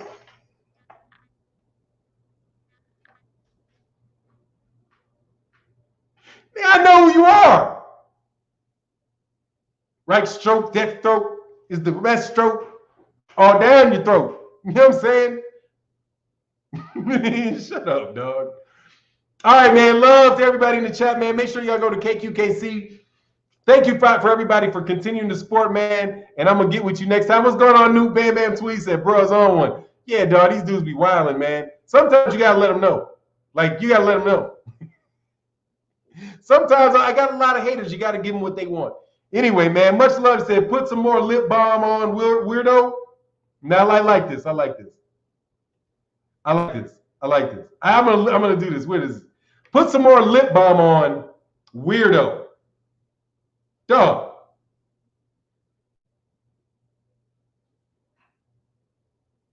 That's Burt's Bees Mango. Do you know why I put lip balm on? Because I have a woman that I kiss multiple times a day. She's a beautiful woman, and she's right over there. So when I get up and get done with this, before I do my next piece of work, I am going to walk into my very nice bedroom. I'm going to walk up to my wife, and I'm either going to kiss her on the cheek, or I'm going to kiss her on her forehead, or I'm going to kiss her on her lips. And no matter which way I kiss her, homie, the shit's gonna taste good, smell good, and she's not gonna mind me doing it again. You rusty lip bozo. Who doesn't know to keep your lips from being ashy? You think people's lips magically ain't ashy? Wow. All right, man. Can we get some more content for members only? Yes, I will release one today. In fact, for members only, let me do this right here. I'm going to do something right now. If you go to, because I got to get off of here, I know I do, but let me do this because I don't want to, for members of the channel, you can go see something that I'm going to publish right now that will be only for members. And where did she go? It will be, and I'll tell you what it is, because you asked for it, but I will only do this for members, but I think this is cool to do with members. This video is one that is about Clarissa Shields and Ann Wolfe. I met Ann Wolfe. It's not gonna have anything other than it's just gonna say Clarissa Shields on Ann Wolfe on Clarissa Shields. Because I'm not gonna tell anybody what she said in a video form until other than you guys, but I know it's okay. But I just haven't released this for anybody else, and I intended to do this as a members only. But if you like Ann Wolfe, I think you really like, and you like Clarissa Shields, I think you'll like this video. But I couldn't put this out to the general public because somebody's going to steal the title of my video, act like they made this shit up, and then Ann Wolfe's shit's going to be all over the fucking place. You know what I mean? Like she told everybody that, and it's just not the case. But she was okay with me releasing it. But I just wanted to double back with her really quick. Clarissa Shields. So there you go. Okay, save. Let me see that. So next, not my dude. And I'm going to put it on members only, all channel members. It is published. It is now available, my friends. It is now available for you right there, man. Don't let that dude get to you, homie. Nah, it ain't nothing. I ain't really tripping. I'm just tripping. It said it's under communities on fans page. Yeah, there you go. You can go look it up. All right, man. So you got it. Look.